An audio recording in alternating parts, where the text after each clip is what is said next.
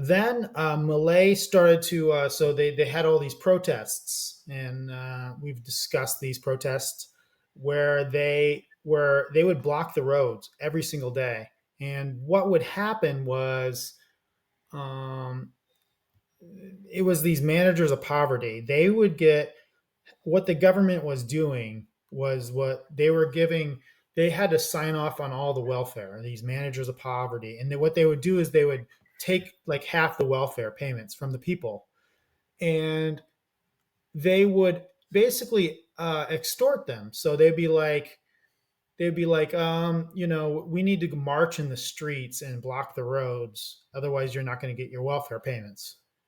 There were some cases where they were getting sexual favors. There was a in Chaco, really really gross, grotesque stuff that they're doing. It was a moral hazard, and Malay basically cut those protests right away. And one thing that he did was he said, if we catch you in the street and you're getting welfare, we're going to end your welfare.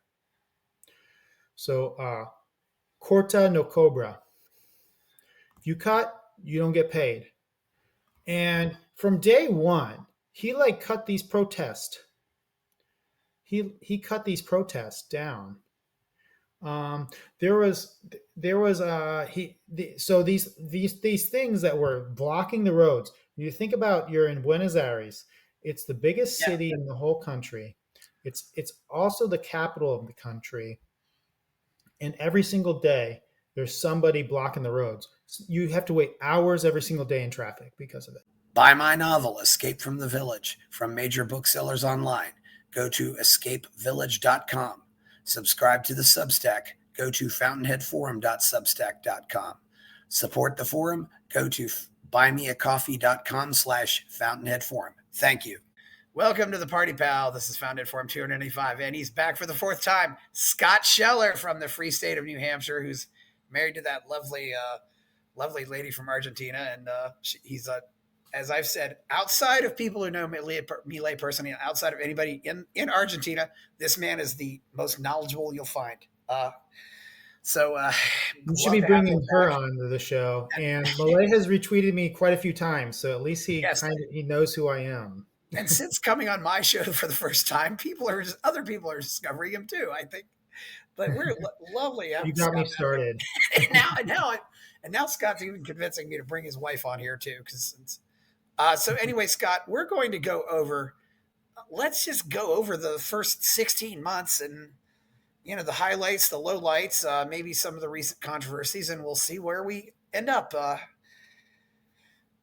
This is the 73rd show, and it's been, I have to admit, I've not been doing as much Milei stuff lately just because there's so much stuff going on here in the USA, but, and the world for that matter. But certainly, and maybe we'll even talk about, the upcoming elections, because those are when?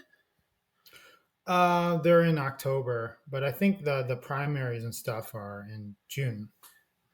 Well, it's a jungle primary, so we'll have the deputies elected, and we'll see what happens. That could be very important, and there's still, I've had so many good people on here. Everybody loves to talk about Milei, and that's just been so much fun. How are you, Skot? Yeah, I'm doing really well.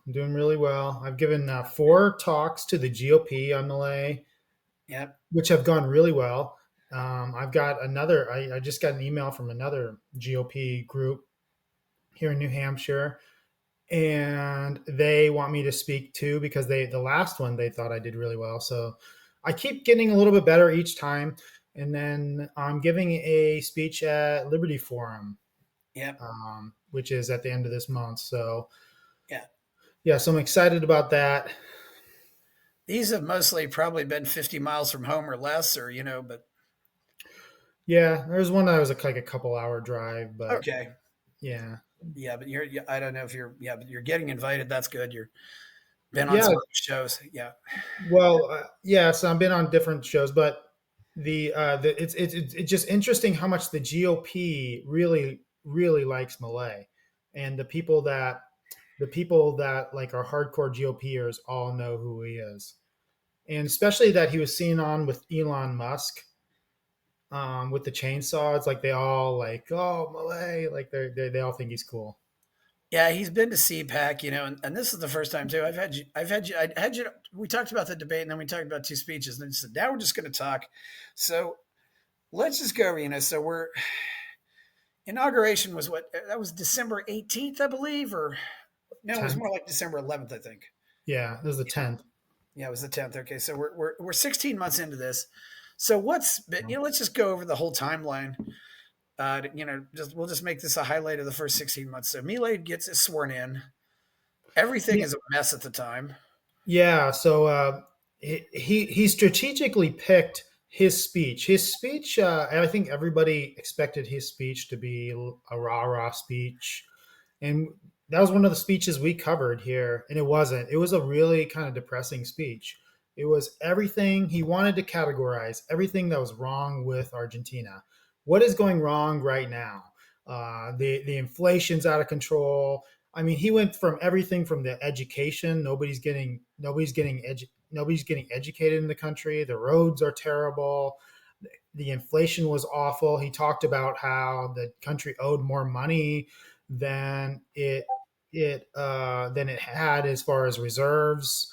I mean, it seemed almost he made it seem like an impossible situation, and the goal is like this is an impossible situation. This is going to blow.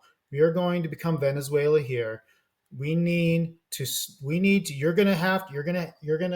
gonna make some austerity cuts. We're gonna cut the government. It's gonna hurt for a while, but it's gonna get better. And this was his way of saying, if we don't do this, this country is screwed. And Malay gave that speech and highlighted how bad it was. And it was bad. At the moment that he was in office, or he took office, the inflation was traveling at 1% a day, which is accumulated 3,700% a year. It was in Yes, the it doesn't just process end of up. It's not just hyperinflation. 365. Yeah, Yeah. The gap between the dollar blue, which is like the market rate, and the government was what 200% or something. It was yeah. 100%. It was huge. The banking system was completely dysfunctional. The I mean, it was an absolute mess, and the country was in a recession. There was they were having shortages of gasoline because of price controls. It was hard to describe how bad it was in Argentina at the time, and the challenges that Milei has, and he's still dealing with actually right now. So it was a huge challenge for Milei from the get go. It Yeah. was almost an impossible task. Sometimes I think the doctor tries to make the situation sound like it's worse than it is, just to maybe make it seem like it. I guess to lower people's expectations. So if it ends up being bad, so if the patient dies, they don't feel as bad. But It, but it would have obviously, it but would have been a obviously, it's mistake not a to Venezuela situation. But it's certainly, yeah. But I think it might have very well been like that, though. it would have been a mistake though for Millet to say, "Oh, it's going to get better," right? Do a Yeah, rah rah speech. I think strategically it was smart to do it this way. yeah, So yeah. He just know. He seems to know what to say, and it's just amazing to me what yes, that's he that's where reads the his crowd. famous He quote. reads the mood. Yes, he's He so reads good the at it. mood of the whole country. It's amazing what that guy. I am just amazed. It's He uh, I think he has. I've heard that his sister, for all the criticism they've given her recently, is very good at this and helps him with this. She's not the person that can deliver things, but she helps like, write the jokes, if you know what I mean. yeah, So that's the speech where he had no hay plata. He says, regretfully, you need to do gradualism. You need to have finances, or you need financing, and we don't have any financing. There is no money. No hay plata. There is no money. No hay plata. Meaning we can't afford anything. We cannot afford anything. All these things that you want, these politicians want, we can't afford it. No hay plata. and that went viral. The No Hay Plata. There was some songs about it. You can find it. Just do No Hay Plata on the on any of on the internet, and you'll see there's there's songs. You know how they like make songs out of it, and it was a huge hit that and I think it helped people understand that what they were going through, and that's like some of the genius around Millet. And he was not hiding what he was going to do during the campaign. He had the motosserra, he had the chainsaw. During the campaign, he said, "We're going to." He was even more radical. We're gonna like get rid of all the bum politicians, and we're gonna cut spending. So everybody knew what he was going to do. They elected him to do it. Yeah, it's so remarkable what's going on here. And from there, it and the situation was that bad. So he goes in, and of course, one of the first things he does is he actually tries to put the exchange rate of what it really was, which Close to, at the time that would have been about 900 or was 1,000 pesos to an American dollar, which it was at 400, if I recall, or the 350. official rate was, but the real rate, the It was a market. closer to 1,000. It might have been. It went up to 1,300 or something. It was at least at 1,200, and at one time. And Malay put it up to like $800, but he had this rolling peg thing, which it was going to devalue 2% a month. So basically, he's going to devalue it 2% a month, Yeah, which at 800, yeah, at 800 was at like almost yeah, $20 a month, or 20 pesos a month. So yeah, this is his way to close the gap. And then with that, he bought just tons and tons of dollars.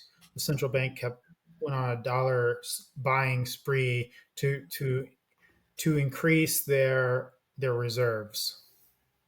yeah. And according to Google right now, it's about 1,074. So, yeah, That's the official rate. yeah, that's the official rate. Yeah, looking. But I don't know the details about this, but if you look on X, there's something about ending the cepo, which ironically, that's the article I'm writing that's coming out on Monday, or is Yeah, about the cepo. So the I don't know if that is a today thing that they're going to end the cepo, or the currency controls, the things we're talking about, where the government, the banks exchange dollars and pesos at a lower rate than the market, or they have a fixed exchange rate. I don't know if they're ending that today, but right before I came on, there was a fin de cepo. So we'll see. We'll have to see. This is an ongoing story. If you see anything online, let me know. yeah. And there's another comparison I'd like to make. Comparing to the Mexican peso, one Mexican peso would have gotten you 46 Argentine pesos, and now it's about 53. So it's still going down, but it's not nearly what it was. Yeah, yeah. It's becoming a little bit of a problem for Malay, but we'll get into that part. Yeah. Well, when you were going 90 and you're now going 20, you can definitely feel the difference. It's Right. not Yeah. one of those cases where they're changing prices in the middle of the day like they were No. apparently. Yeah. So okay. So so then we after that we had and then there were a few other things. He went in office, and then what did he do in January? What did he do after that? So Yeah. So his big thing was the first week he did a DNU. He did a decree of necessity and urgency. So this was a decree that um, that this was a decree that allowed him to deregulate large parts of the economy. And the DNUs were strengthened by the Kirchners because the Kirchners had basically complete control over the government, and they had complete control over the legislature. And they're like, oh, let's just strengthen the executive. And basically, all you just need is you need one of the houses to not reject the DNU to, and then even if they do, you can just change one word and then reissue the DNU. You can just keep reissuing it. It's so there basically there's no way to stop the DNUs, these basically executive orders. So Milei did this decree of necessity and urgency, and he deregulated large parts of the economy. They had national rent control. He got rid of that. That's where famously the rents very quickly like doubled. The rent or the supply of rents like doubled in a week or in really You mean very the very supply? fast. You mean the supply of apartments? Apartments, yeah, right. Yeah, yeah, So because you remove rent controls. and Yeah, and the cost of rent went down because there was such an increase in supply. So the law was basically you couldn't change rent prices more than like once a year or something like that, and you had to charge in pesos. You couldn't charge in other currencies. So Malay just got rid of that, and that caused just a boom in the rental market. There was I'm trying to remember all of the deregulations, but he deregulated so many things that first with that DNU, and it involved some of these stupid restrictions the government was using, and this is a way that he could start to deregulate and bring commerce back. I remember he tried to deregulate the labor markets, but the one thing that can stop a DNU is the judges, like the judicial system can stop an executive order, and they actually stopped Malay on the labor reforms that he was trying to get through. Then, so the DNU it deregulated some of these laws for businesses and everything. It was a massive a massive decree, and I think it helped to get commerce start to come back.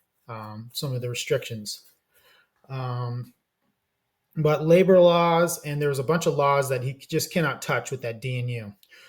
Then Malay started to, so they had all these protests, and we've discussed these protests where they would block the roads every single day. And what would happen was, um, it was these managers of poverty. They would get what the government was doing was what they were giving. They had to sign off on all the welfare, these managers of poverty. And then what they would do is they would take like half the welfare payments from the people, and they would basically extort them. So they'd be like, we need to march in the streets and block the roads. Otherwise, you're not going to get your welfare payments. There were some cases where they were getting sexual favors. There was a in Chaco, really really gross, grotesque stuff that they're doing. It was a moral hazard, and Malay basically cut those protests right away. And one thing that he did was he said, if we catch you in the street and you're getting welfare, we're going to end your welfare. So, corta no cobra. If you cut, you don't get paid. And from day one, he like cut these protests. He cut these protests down.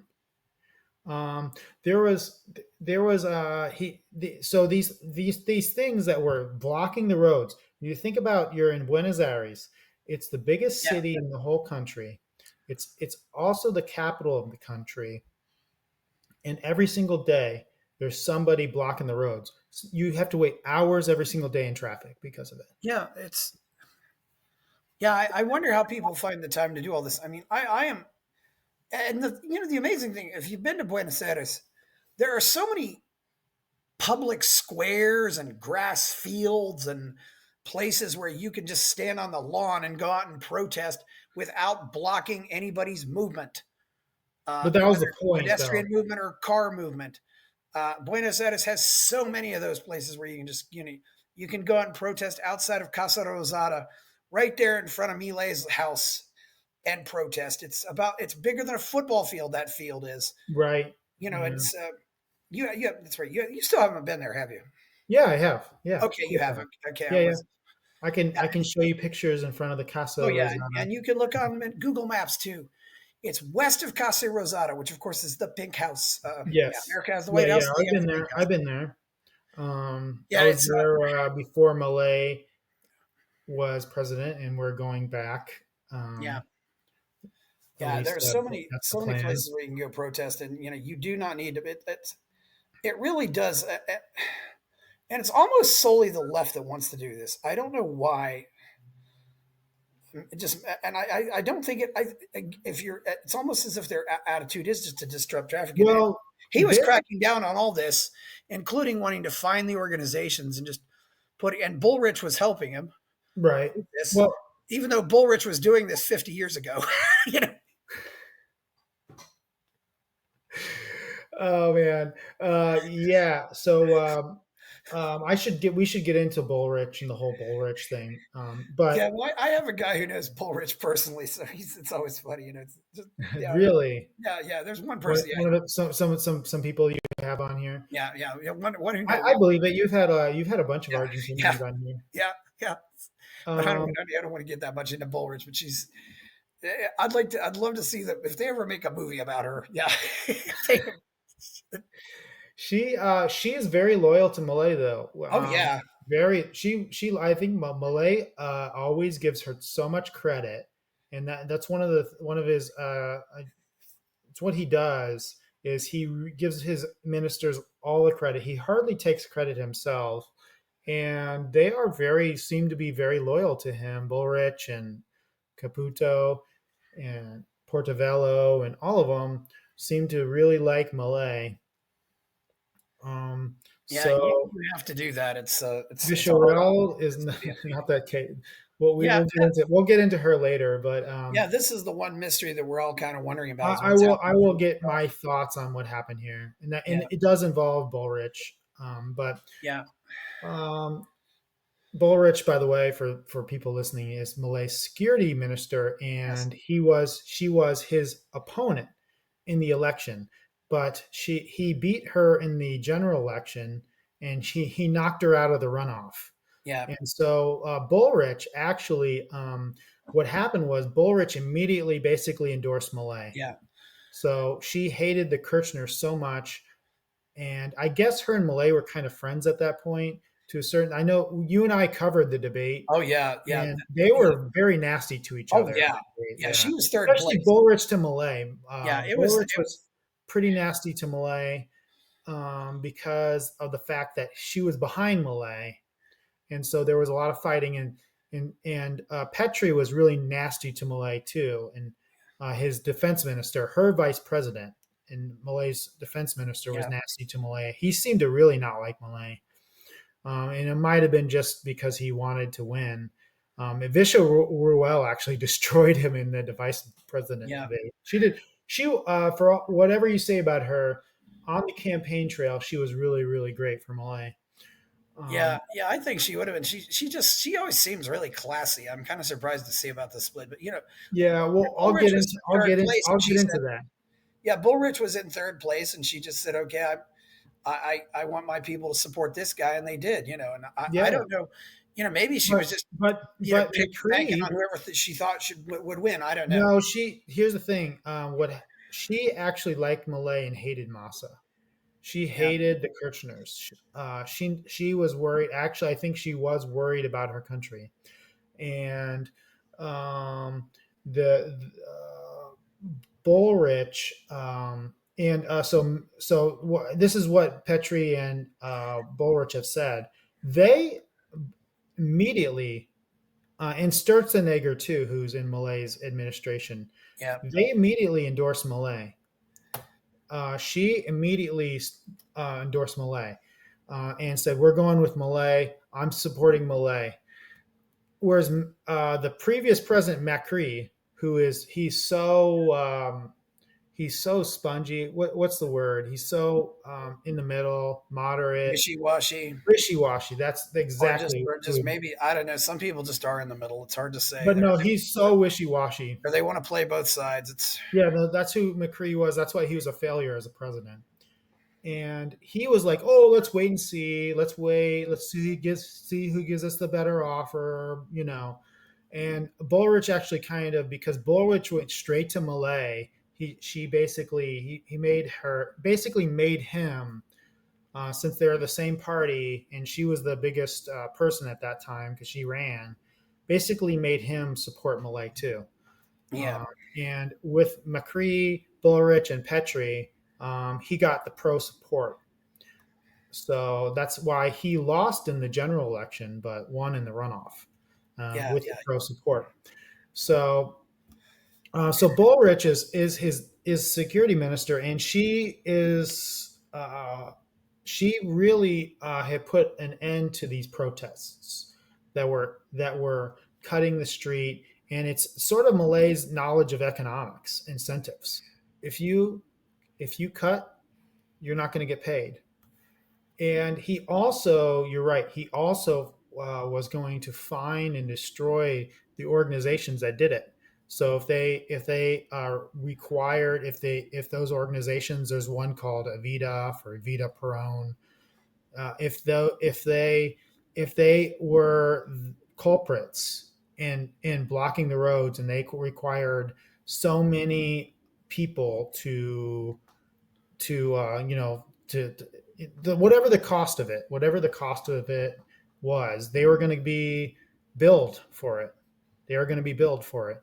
And so that like disincentivized them to do it. So immediately there was like these a couple things that were just like the rents. They had some laws that was some just basic laws. I'm trying to remember, his DNU is so long ago, but yeah, exactly everything that he did a whole list of everything he deregulated. There was some of them were these stupid business laws and business regulations, but um, um, but Malay but Malay made a couple big things right away.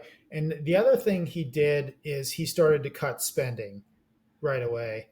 Um, he cut the ministries in half, and I think he cut it by, I think he cut the amount of secretaries and subsecretaries by about a half. So there was his famous afueras thing where he oh was yes, afuera, taking off ouch, the ministries. He actually did that. He did that right after he get election. I guess that's something he can do. He reorganized them, and then he just did not appoint all these people to be ministers. So he just cut it by a lot and cut. And it was really fun. The first part of his administration, I mean, it's still fun. Still, they're still doing this type of thing, but there was a lot of things that he was just able. Every week, there was something that he was just cutting. It was like one of them was it was a department of against sexism, xenophobia, race, like that. It was one of these woke things. yes, Afuera, he got rid of it. He got rid of all this indigenous farming crap. Every week, it was hilarious. He was getting rid of stuff, and apparently, like a lot of this stuff was just done by decree, done not by laws. And so Malay's like, okay, what's the law that established this? Nothing. Oh, I'm going to get rid of it. yeah, And so it was really fun. It was so fun to watch the first months of his administration. Just every week, his Manuel Adorni would come on, and I watched for the first year. I watched every single Manuel Adorni press conference, and that's what helped me learn Spanish to the degree I can. I'm still not fluent or whatever, but I can read it and understand it.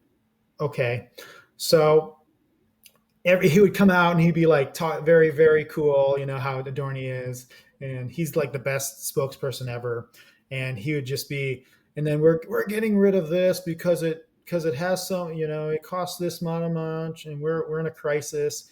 And Malay was really good at they were really good at blaming the previous administration for everything early on, which was true, and they're really good at talking about the cost of everything. And in Millet and Adorni all the time, it was like an economics lesson every day. It really was. It was like they were explaining everything that, if you spend money here, we're gonna have to we're gonna have a budget deficit, then we're gonna have to print money, and that's going to increase your inflation, which hurts the poorest people the most. So they were he, Caputo, Adorni, they were all every single day giving interviews, going on the national television, explaining what they were doing. So it was a kind of an education process for everybody, and even Millet's opponents would put things in his, like, would talk about the budget deficit and stuff, right? So so here's okay. So he starts cut spending. He cuts the ministries. He starts cutting all the contracts. So they have contracts that within like a year or something, they cut. So I think if they were within a year or something like that, they could just cut them, the contracts, and they just cut them. And if there was new contracts that were coming up, he just wouldn't renew them. So in January, there was obviously a lot of new contracts coming up, so Millet just didn't renew them. So he was able to cut a lot of the payroll of the federal government, and he started to cut subsidies. Oh yeah. Oh, by the way, that the DNU got rid of a lot of price controls too. Like just tons of Yeah, price controls on like gas and stuff like and, that. and I that's forgot to mention. I forgot that's something that I forgot to mention. So he got rid of a lot of price controls, which were leading to shortages of all over. course. Yeah, like gasoline was. There was a lot of long lines for gasoline when Massa, and that was one of the things I think that really hurt Massa, is the between the general election and the runoff, there was all these shortages, and it really, I think it helped Malay a lot. So, anyways, so Malay cut subsidies too to a lot of cut subsidies to gas and all these things.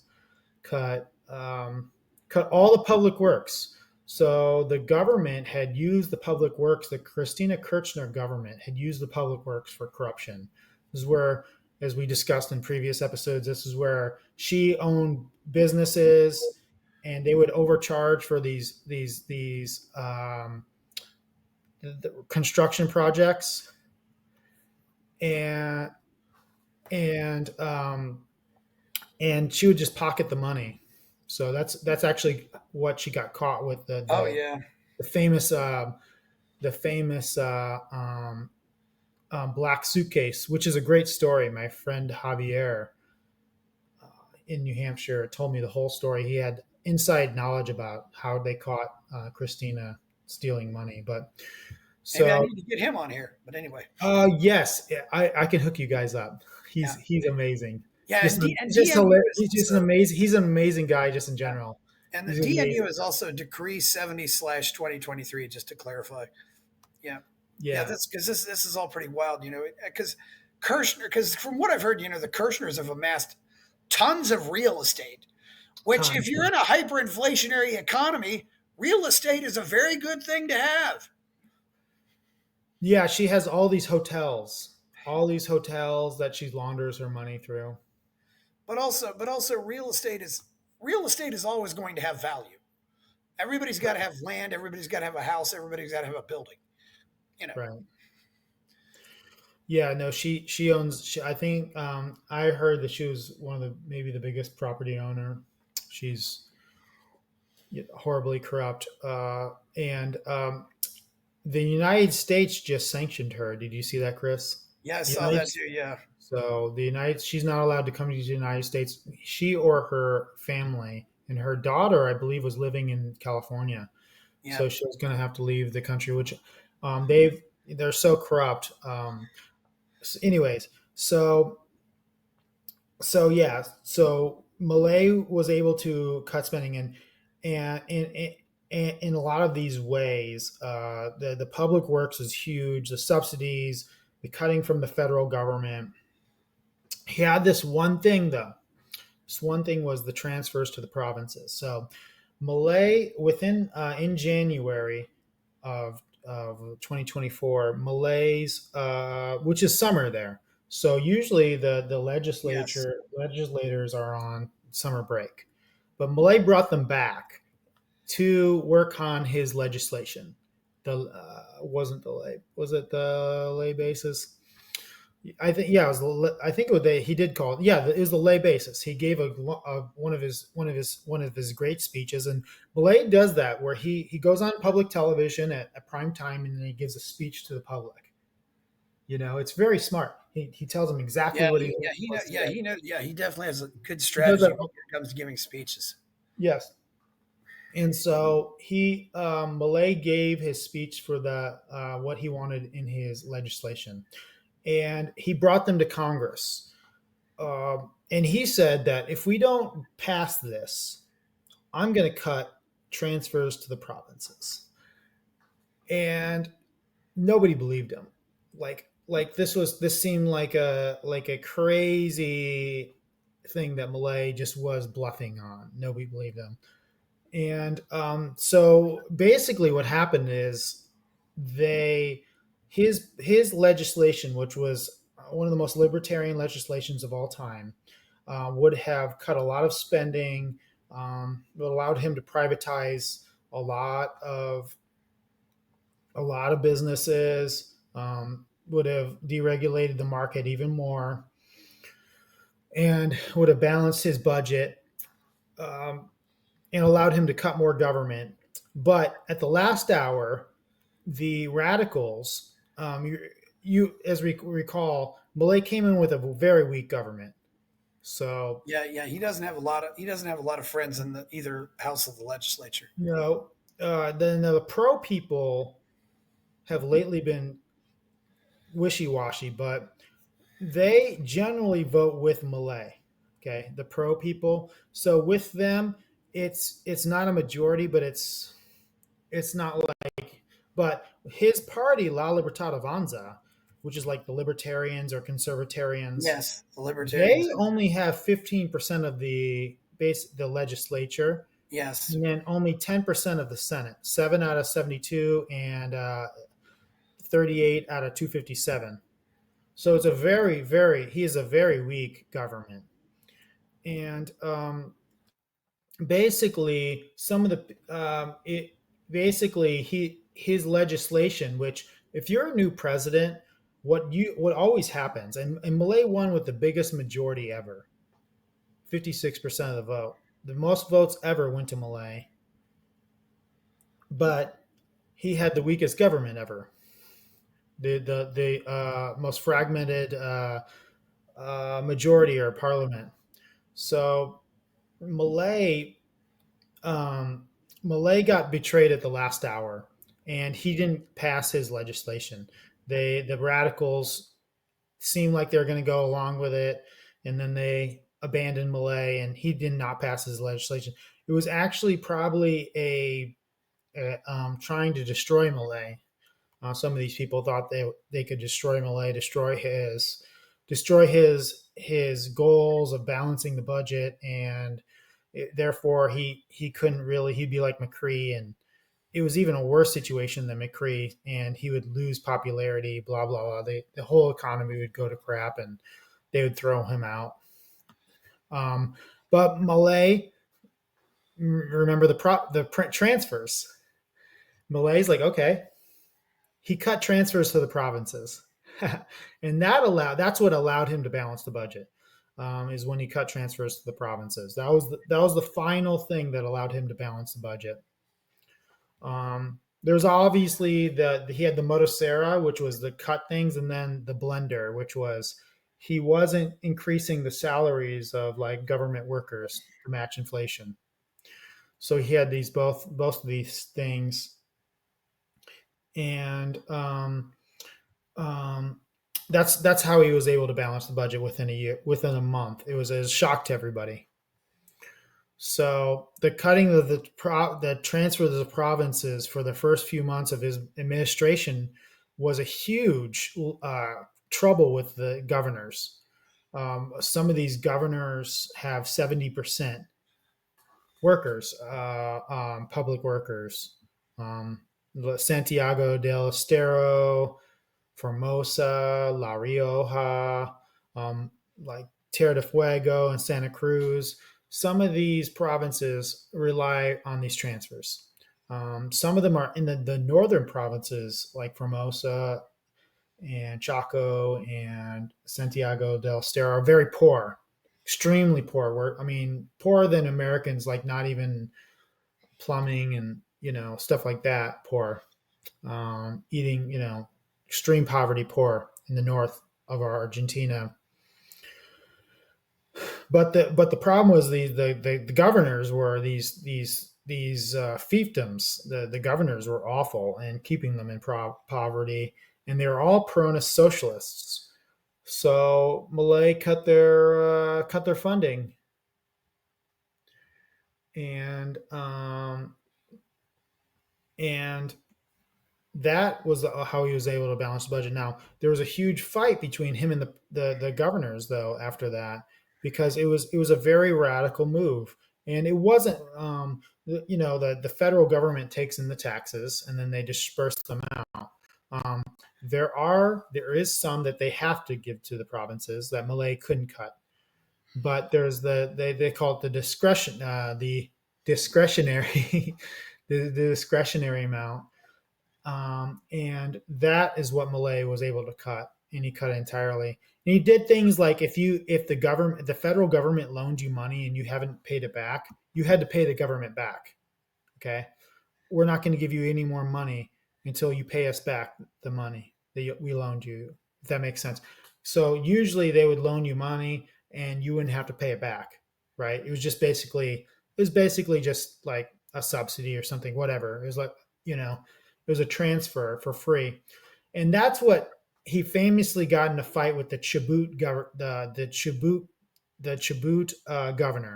The Chubut governor is a pro governor, technically on the side of Milei, kind of, but he had a loan the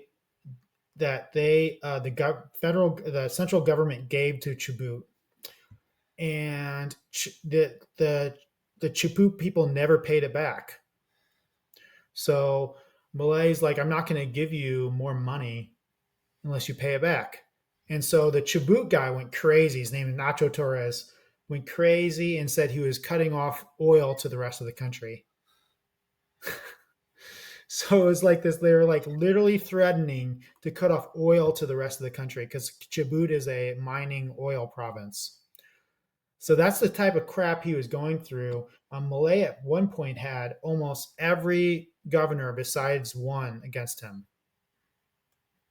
So that's the pressure that Milei had against him early on in his administration. Yeah, the governors are certainly interesting. I don't know what La Libertad Avanza can do to get some governors, friendlier governors in there. There isn't a single La Libertad Avanza governor, is there?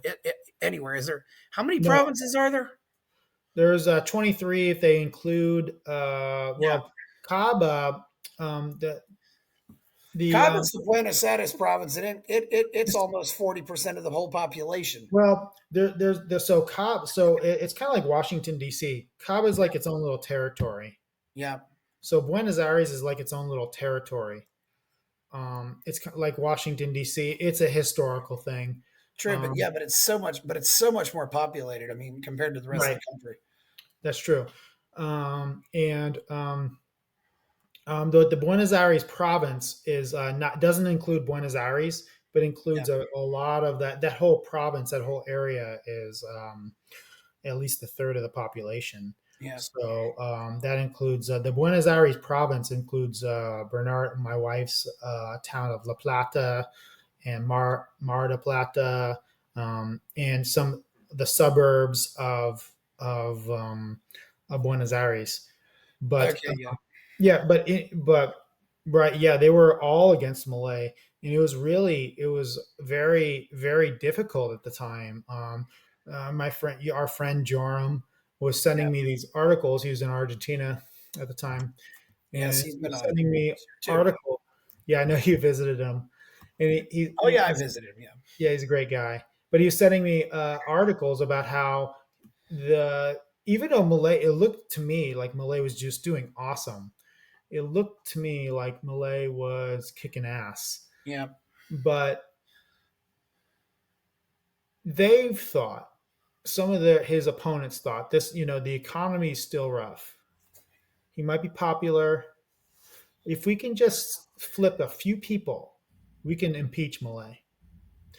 And there was these articles about how they only needed to flip. At one point, it was like six people to get impeach Malay and get him out of office.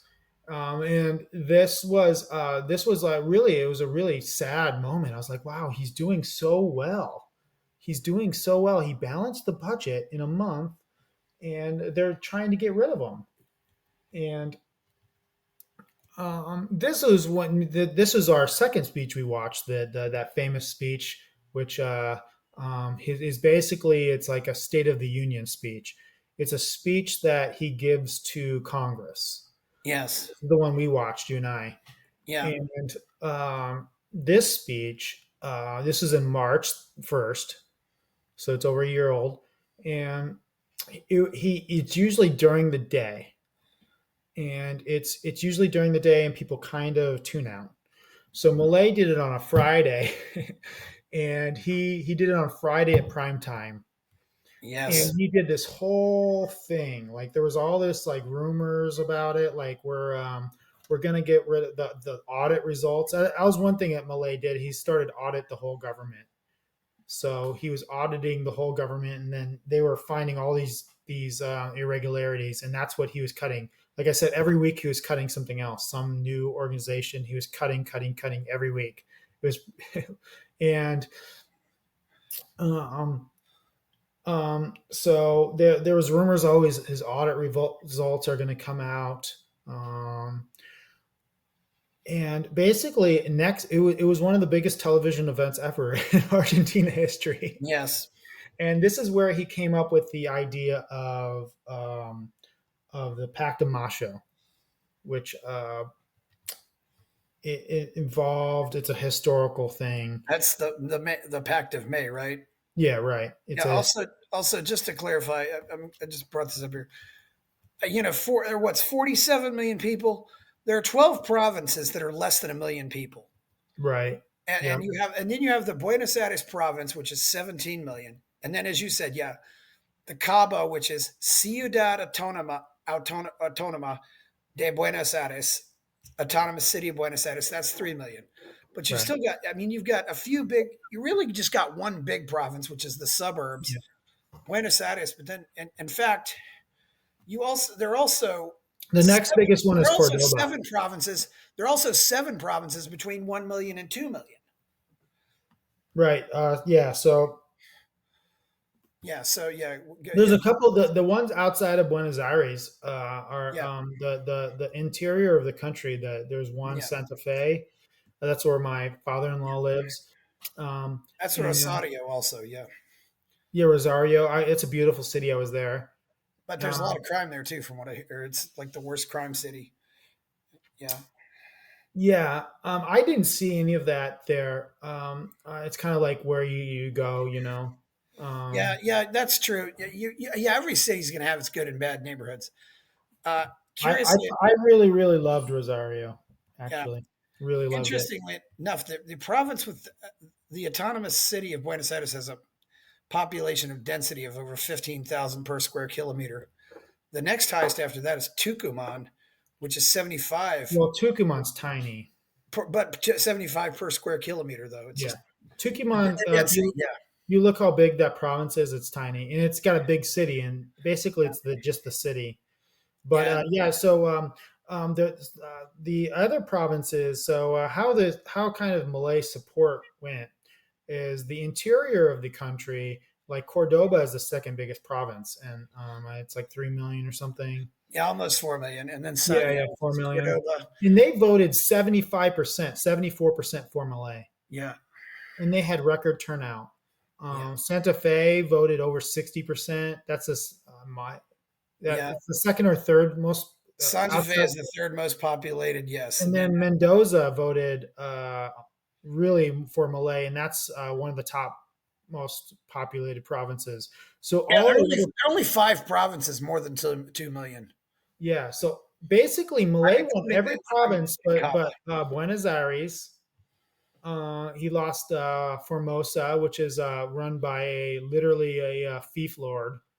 Yeah, Yeah, you um, said Formosa was kind of its own little dictatorship by it's itself. his own little dictatorship. The guy's been there 30 years, and he basically owns the land and lends it out to the people. And they have 70% government workers. So think about So, that. it's basically he's like the pharaoh in ancient Egypt. I mean, Right, that's basically what he yeah, is. And so he lost Formosa, and he lost Santiago del Estero, which is an extremely poor province, and there was a ton of fraud in Santiago del Estero. yeah, So that's the place where Malay didn't. Some towns Malay got 0 votes. yeah. This is what's interesting. People don't realize in South America, it still tends that a lot of the really poor and rural populations are more socialist, and the city people tend to be more capitalist. Whereas in America, it is now completely reversed, which I don't know if that's maybe just because they're poor to begin with, but Yeah, it's interesting. Yeah, a lot of it is just who gets the welfare. If you get people on welfare, then they're um, they're going to vote for you. You know, and or there's a well, lot of one thing that I've learned about looking at the history, it seems like America, managed to be a country largely of a bunch of small farmers, and somehow South America almost became entirely a plant. In some cases, the southern U.S. as well became this large plantation economy, small farmers versus big farmers, which is what you maybe have in South America. Just maybe it's because they got more, who was ever sucked up to the king, and it was a little yeah. But I don't know. I'd have to look more into that history. But anyway, yeah, yeah. Argentina had a massive amount of immigration, but yeah. There's obviously, a lot of massive amount of immigration in the late 1800s. Yeah, it's a very right. really it's the closest country to America that's in South America, really. Oh, yeah, no doubt, no doubt, no doubt, no doubt. It's they used to call it the U.S. of South America because that's where it was the land of opportunity, just like the U.S. Yeah, it was. Yeah, Um, so where were we? So yeah, so he in that speech he gave his outline for his legislation because remember it failed. It failed in January, and he had at that point he had nothing passed. He had balanced the budget because he had cut spending through basically executive actions, but he had not passed anything. Zero, nothing passed. And in previous administrations, they'll pass a law within the first month. Every other president will get a law passed within the first month, something that they want because they won. That's kind of how it works. But Malay did not get that opportunity, and that's why the genius of Malay was balancing the budget without it. So in that speech, he outlined the Pacta Macho, which was stuff like balancing budgets, deregulation. There was 10 planks. I'm trying to remember all of them. One was free trade. Um, so like it was all stuff that was very basic. We you and I would agree with. And what he did was, this is when the walls were kind of closing in on Malay. This is yes. when I was talking about they were only a few votes away from impeaching him. Oh This yes. is Oh when all the governors were against him. And what he did was he wanted the governors to all sign this pact. Yes. with all Oh, these points that I'm talking about, yeah. like balancing budgets and Yeah. The ten. allowing commerce to happen and free Yes. trade and all that sort of thing. Okay. And Yeah. this brought it out to the future. So like there was something in the future. We're gonna sign this pact and then we're gonna pass my legislation. And it was the one thing that I claim saved his administration Yeah. because it brought it to the future, and it gave him it was a genius way to to to it was a genius way to like get his legislation passed and to get the Yes. governors on his side because he needed the governors on his side to do Yeah. things. Well, So yeah. And I got the 10 points, by the way.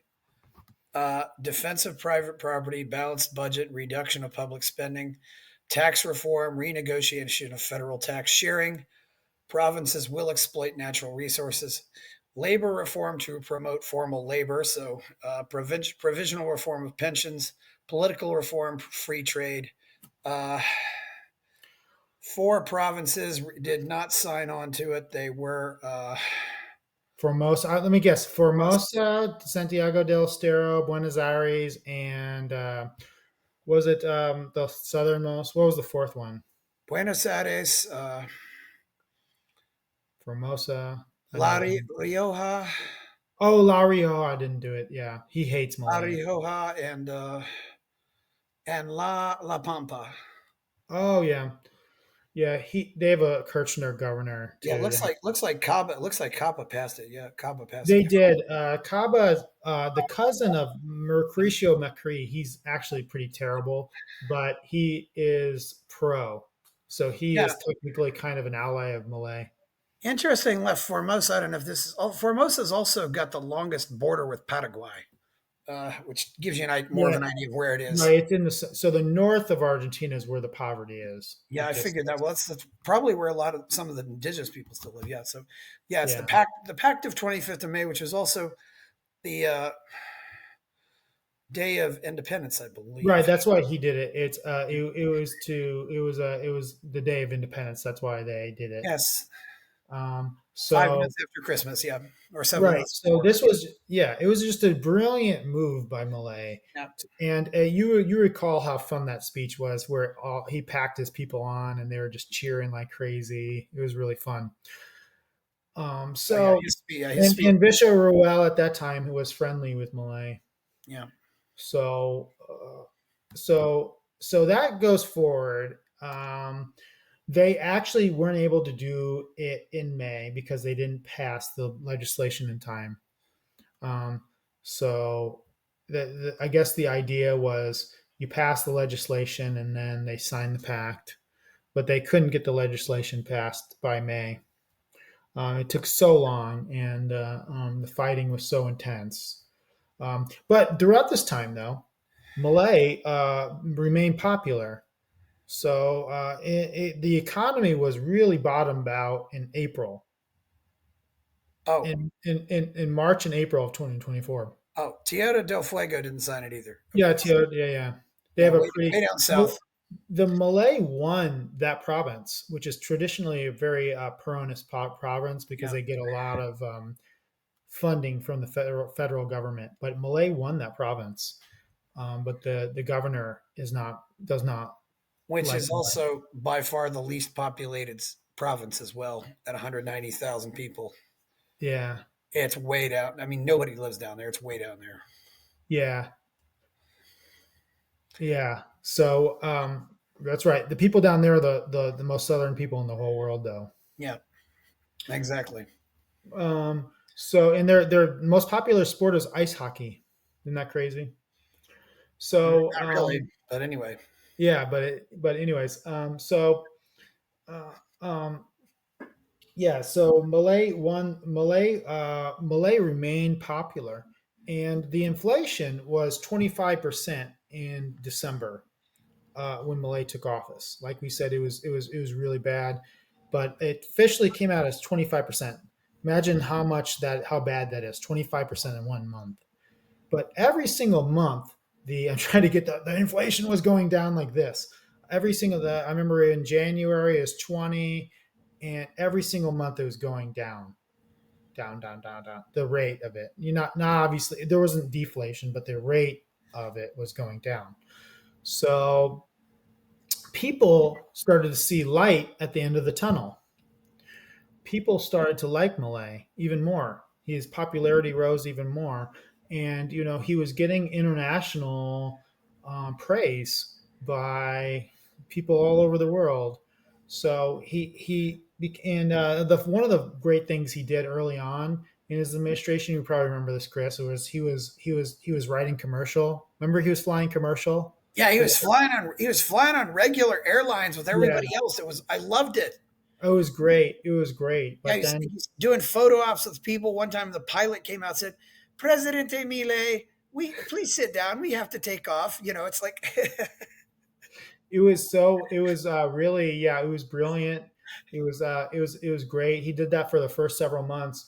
um but yeah, it couldn't last just because of security issues, obviously. And so that's why they increasingly thought he was at threat of getting hurt. yeah. So that's why they ended that, Well, that doing reminds this. me of another thing too. As soon as he got in there, also he canceled Fernandez's security team. you know, Yeah. the former president Oh, was going to have a security team, so and Milei that's said, "Oh, you don't get your security team. Tough luck. You're out of here." So Malay has done a wonderful. This Yeah. will be good for. This is kind of a good lesson. Malay has been destroying his opponents. So imagine that you're a libertarian, like the libertarian actually gets elected. He's a total Yes. outsider. He's not in any party. He has no like counterparty risk or anything, and he gets elected. What would you do? Would you, like, you don't have any ties to this? Would you destroy your opponents? Would Yeah. you would you get them? Would you expose their corruption?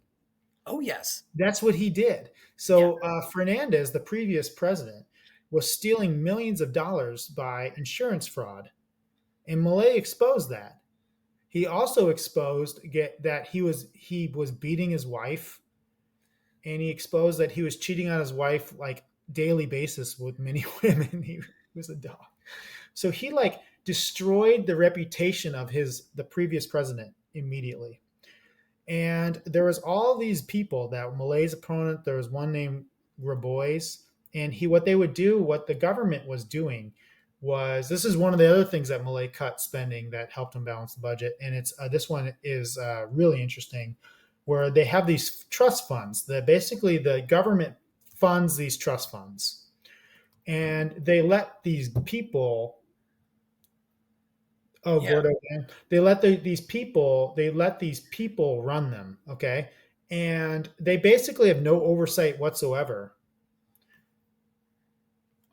Yeah. And Malay, what he did was he wasn't able to destroy them, but like legally. But then he's like, oh, I can take control of them. So he took control of all those trust funds and then destroyed them.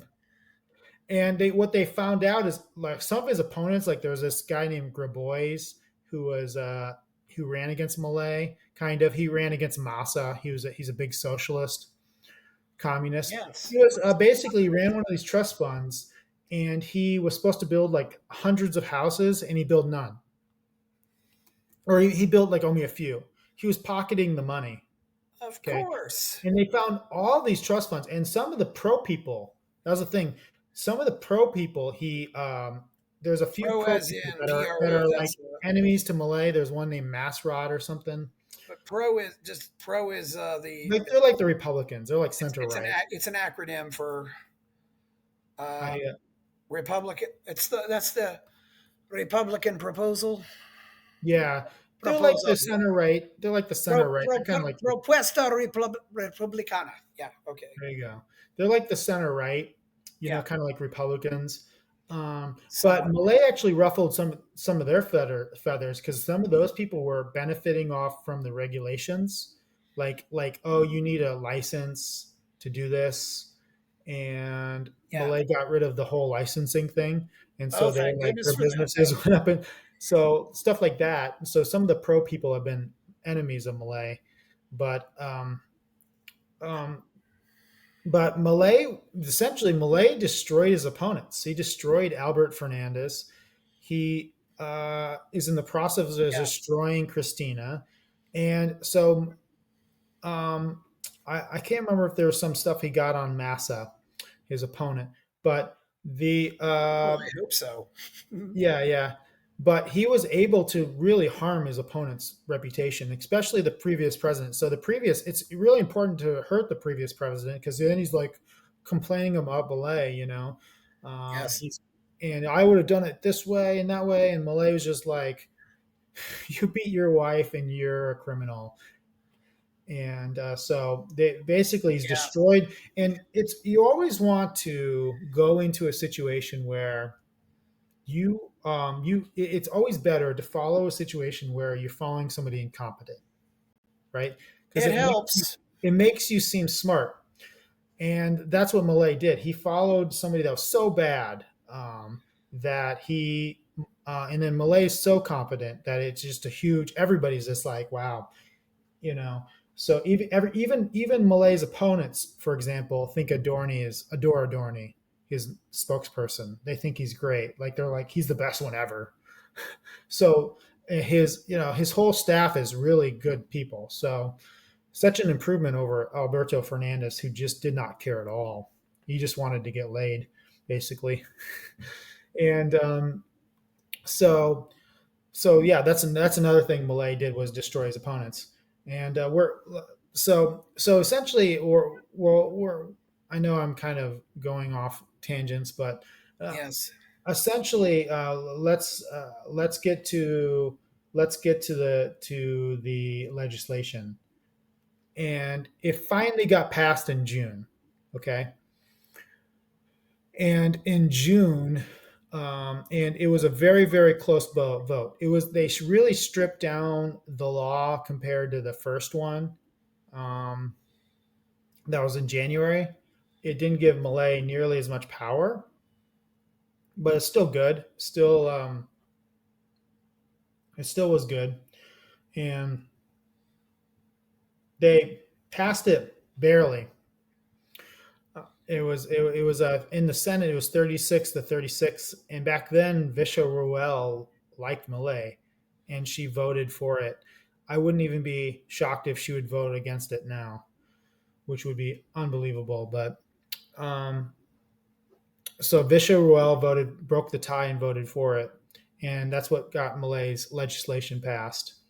And this allowed Malay to reprivatize Soviet style government businesses. It allowed him to cut more federal employees. So there's a lot of laws and stuff that don't, civil service protections and whatever, that don't allow you to cut certain government employees. This allowed him to cut more of them.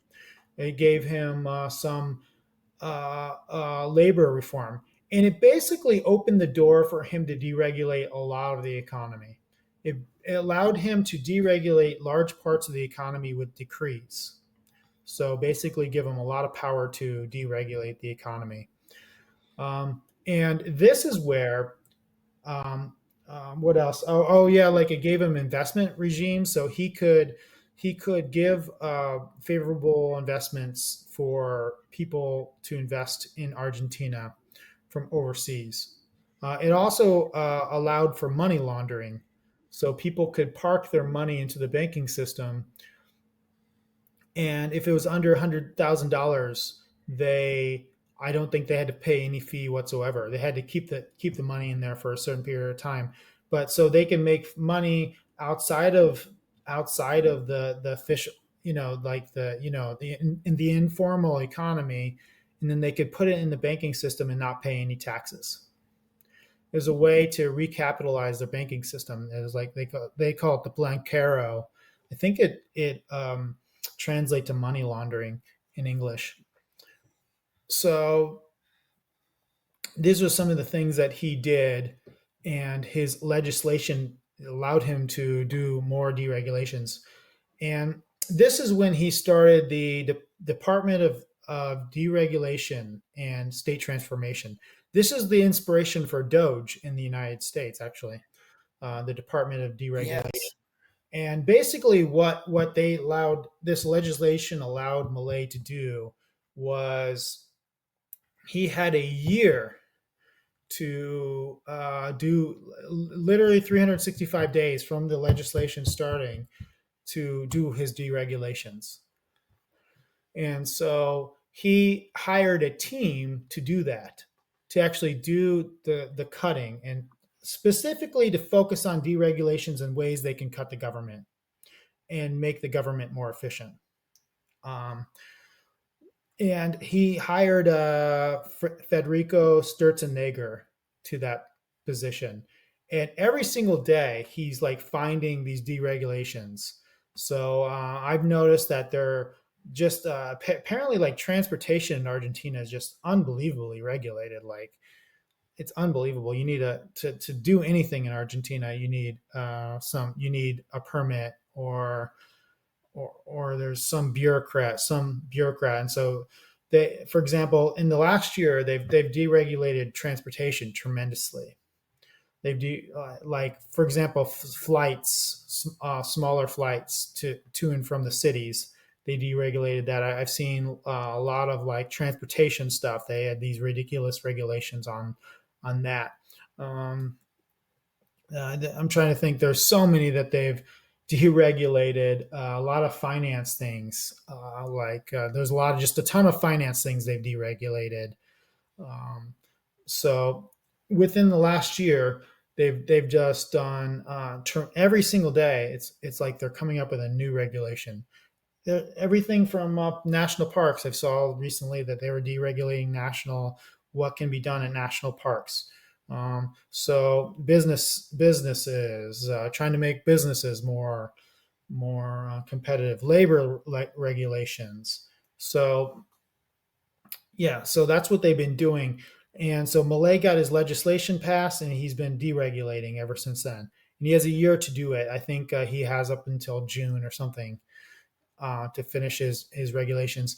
And Sturzenegger, they have an office, and he has a countdown like every single day, I'm trying to get it on the camera, every single day that they have to count down all the days left for their to give it's to provide a sense of urgency. Like we have to do this. We got to get all this stuff done in a year. We have to do all this regulations in a year.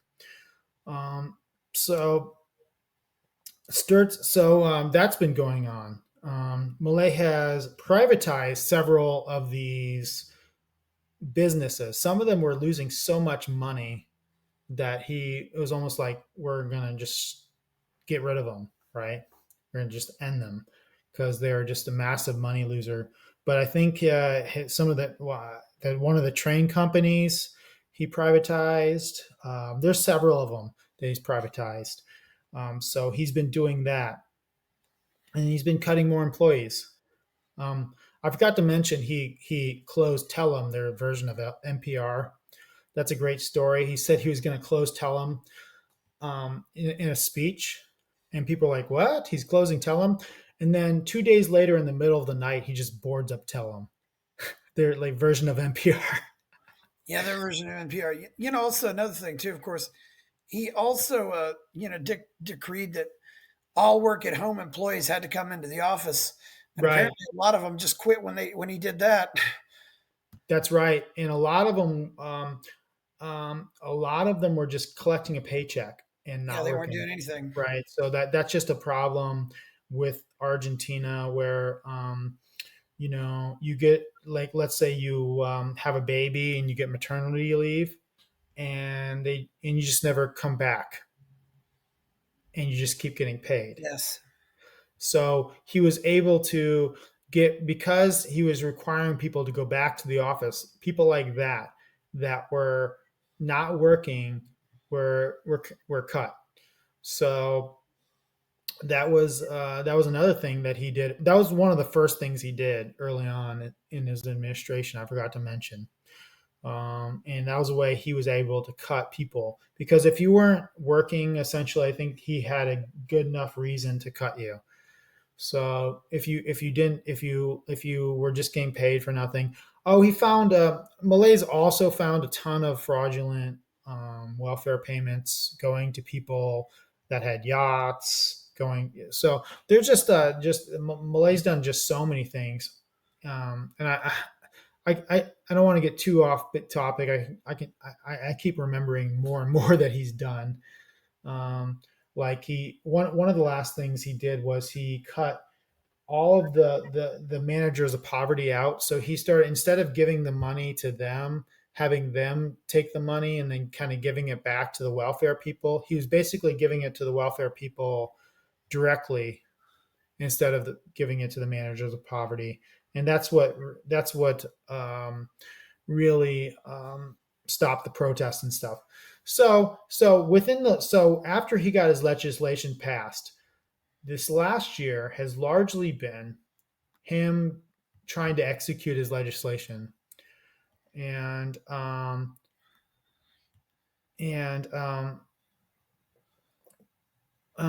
and that's kind of where we are at. There's another thing that has been a problem for Malay, and this is that we talked about the capital controls. This is the SEPO. Yeah. And Malay basically he closed the gap. So he devalued the peso to try to match the he tried to match the whatever the government closer. It was the gap was not, it wasn't 1 to 1, but it was closer. And the problem though is that um, the system's still in place. And one of the issues is that there are billions of dollars. So the SEPO basically, this whole system was. I have an article coming out about it on Monday, so people want to read it. It's at a American Institute of Economic Research, but the problem is that there's a lot of money in Argentina that will come out, and Argentina only has a certain amount of dollar reserves. Right now, they have 25 billion, and they have at least $5 billion in trapped dividends. So the SEPO prevented companies from paying out dividends. Okay, prevented companies from paying out dividends and to foreign companies. So I've been told privately that they have 10 billion. They might have $10 billion in trapped dividends. So you have $25 billion in foreign reserves, half of which are yuan. Okay, and they're not even all U.S. dollars. And then you have $5 to $10 billion in trapped dividends that would leave the country once they open this SEPO. Okay, so that's why Malay has been trying to get dollars. And what happened was when Donald Trump got elected, the dollar actually started to strengthen. Um, the dollar started to strengthen compared to the peso. So the gap was, at one point, it was there were only like a 20. It was only like a 1 or 2%. It was only a few percent difference. It was really close. So you could actually go to the banking system, and if you wanted to, you'd only have to pay like a 1% premium or something like that, right? Um, and what happened was Donald Trump got elected, and the U.S. currency started to strengthen, and the gap kept getting bigger and bigger. And this actually became a problem for Malay, where they this whole thing was this gap was getting bigger, and the whole SEPO thing becoming a problem again, because then it makes the banking system not work. So this is kind of where he's been at, and this has been a big struggle for Malay lately, and this is the problem. This is why he really needs an IMF loan, because he has negative reserves, meaning Argentina still owes more money in foreign reserves than they have. Okay, they owe it to the IMF, they owe it to exporters. So when people buy stuff from other countries, they have to pay it in dollars. They have more that they owe to those companies or whatever that they need to pay in dollars than they have. So that's why Milei needs the IMF loan to get more dollars. And his goal is to get enough dollars that, for example, when these trap dividends leave the country, it won't destroy them, right? And the thing is like, if they want to get more investments and stuff in the country, no country companies aren't going to invest in Argentina if they're like, oh, we can't, our dividends we won't be able to get our dividends, right? Or like, if we have an investment, we can't sell it and then bring the money out, right? So the CEPO, closing the CEPO or opening the CEPO, allows Milei to actually allows the country to actually get more investments and all those sort of things. However, the issue is that Milei has an election coming up, and Yeah. opening the CEPO before the election could cause macroeconomic problems. And another thing is, because this gap is getting larger, like we're talking about, it's at 1,300 now. You said it's 1,074. So the gap, or is it 1,100? I can't remember. I said 1,074 if you're talking Okay. about. So it's if you look today, it's over 1,300 is the blue market. So the thing is, Milei might have to devalue the currency, and that would be politically harmful. And he's got an election coming up, and so this is kind of a rock in the hard place that he's in, because he's got this election coming up. He kind of needs to devalue the CEPO. He really needs to open the CEPO, but it could cause some macroeconomic problems, which could hurt him in the midterms. So these are just the problems that he's having. And it seems like Donald Trump wants to help him, though, because the IMF just gave them a $20 billion loan. So this is some of the problems that Milei is just dealing with right now. Yeah, there's a lot of things. Yeah, it's still very interesting.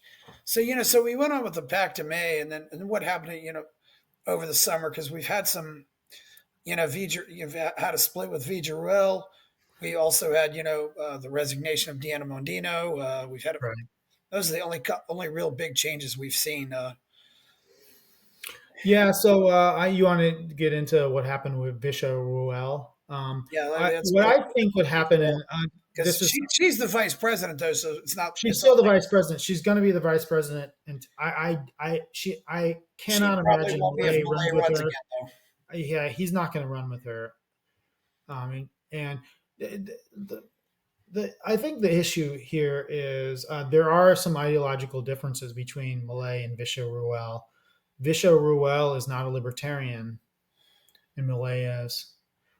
Visha and Millet in why did Millet choose Villarruel? And first of all, she was like the only other legislator for La Libertad Avanza in the legislature, but Okay, yeah. it was just him and her. Isn't that crazy? And then, but um, so he ran with her because she's this like kind of like Bullrich. She's this like tough on crime person, right? Yeah. She's like tough on crime. And Millet ran being like, my vice president is going to run the security of the country. So I'm going to be doing the economics, and Villarruel is going to be the security minister. She's going to be very hard on crime. We're going to start to lower crime in this country. But what happened was, when he lost in the general election, he sided with Bullrich. He basically the kind of the deal was, like Bullrich, we'll make you the security minister, and he pushed Villarruel out. So Villarruel, you're no longer going to be involved in security. You're basically just going to be a vice president. Okay. And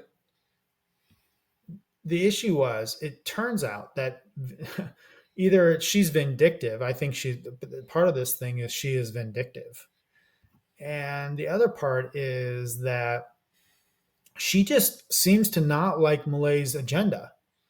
For example, the first scuffle he had with her was she did not want the senators, and the senators wanted to raise their salaries during while the country was having this recession, and everybody else is going through a tough time. And Milei did not want to raise the salaries, but Villarruel did and helped them to do it. And that kind of was, they got in a little bit of a fight with that. And over time, Villarruel just seemed to disagree more and more with Milei's agenda. And eventually she quit going to the cabinet meetings. And because she didn't have if she was just going to focus on security, that's fine. Like if she's focusing on security, that's fine. But, but she basically just got out of favor with Milei. And to the point now that she won't even so they had another one of those State of the Unions, and she wouldn't even clap for Milei.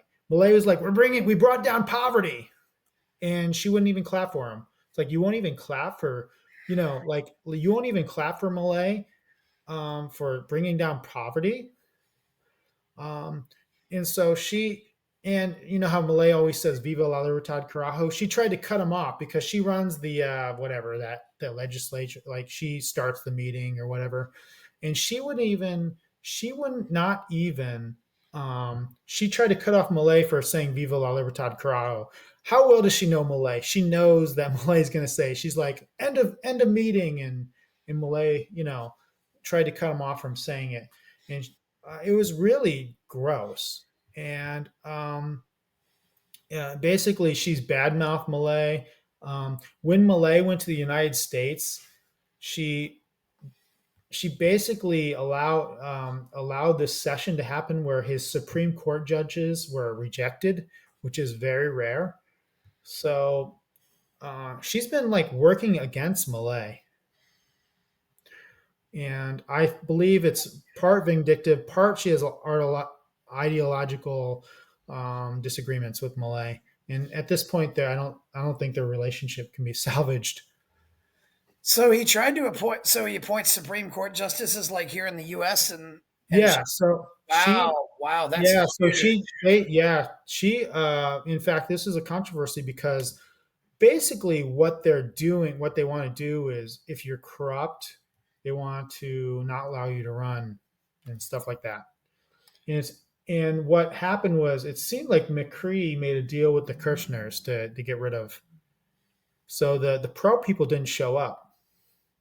And so it was just the La Libertad Avanza people and the Kirchners, and they totally outnumbered them. Yeah. Yeah, so some of Milei's court appointments didn't get in, which could I don't know how is their court structured down there. It's very similar. They have a Supreme Court, just like us, just like we do. So, yeah. So, Lifetime appointments or I think they have an age restriction. So, yeah. So, yeah. So the government is yeah. So this is like, there's a little things here and there that have me concerned about Milei. To be honest, the the um, the the elections. He really needs a good election, and yeah, the macroeconomic problems from the tariffs, the yeah, macroeconomic problems from opening the CEPO, the macroeconomic problems from the dollar getting stronger, and the central bank's reserves have been declining. These are things that Malay has to deal with, and it's these that's why he really needed the IMF loan, and I'm hoping that that will help. I'm hoping that loan will give him enough cash to survive until he can open the SEPO, until he can get a more stable economic banking system going. Yeah, certainly. So what happened over the else has happened since since the spring and the summer. In Argentina, Yeah, with Milei. so since the summer, um, trying to think. Um, Yeah, well, I know. So he has to get his elections running, and he basically a lot of them are running. Adorni is actually his spokesperson is actually running for a. It's really interesting. He's running for a spot in the Kaaba like government. It's not even a national spot from what I understand. yeah, And the idea is that if he does well in that election, it'll show pro that we are actually the big dogs on the block, and you need to. And the idea is that the pro will have to negotiate with Malay and come to a cooperation with them. So because they don't want Kirchner pro La Libertad Avanza, they don't want to like because if the pro in the La Libertad Avanza split the votes, it actually could lead to more Peronist victories.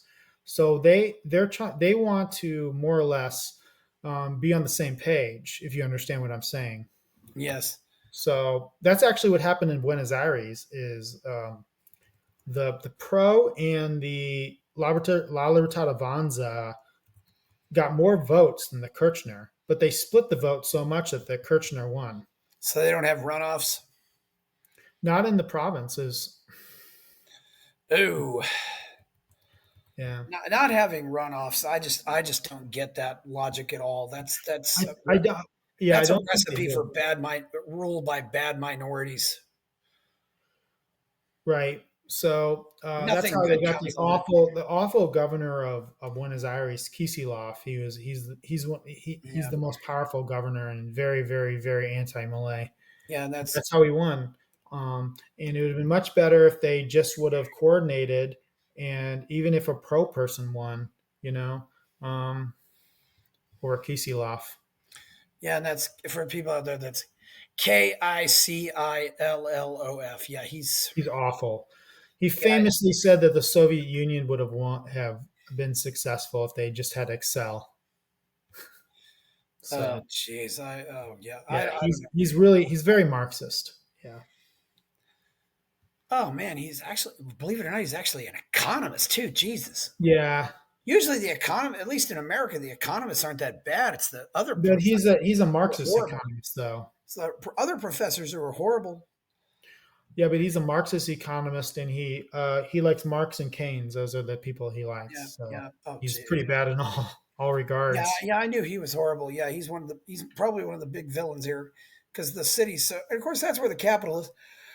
And The other thing too is oh, yeah, yeah. oh, you can keep going, but I have there's something else that there's a little bit of infighting with La Libertad Avanza, or with there's a little bit of infighting all over the place. So La Libertad Avanza, there's infighting Yeah. between Malay and Villarruel, a pro, Bullrich and Macri.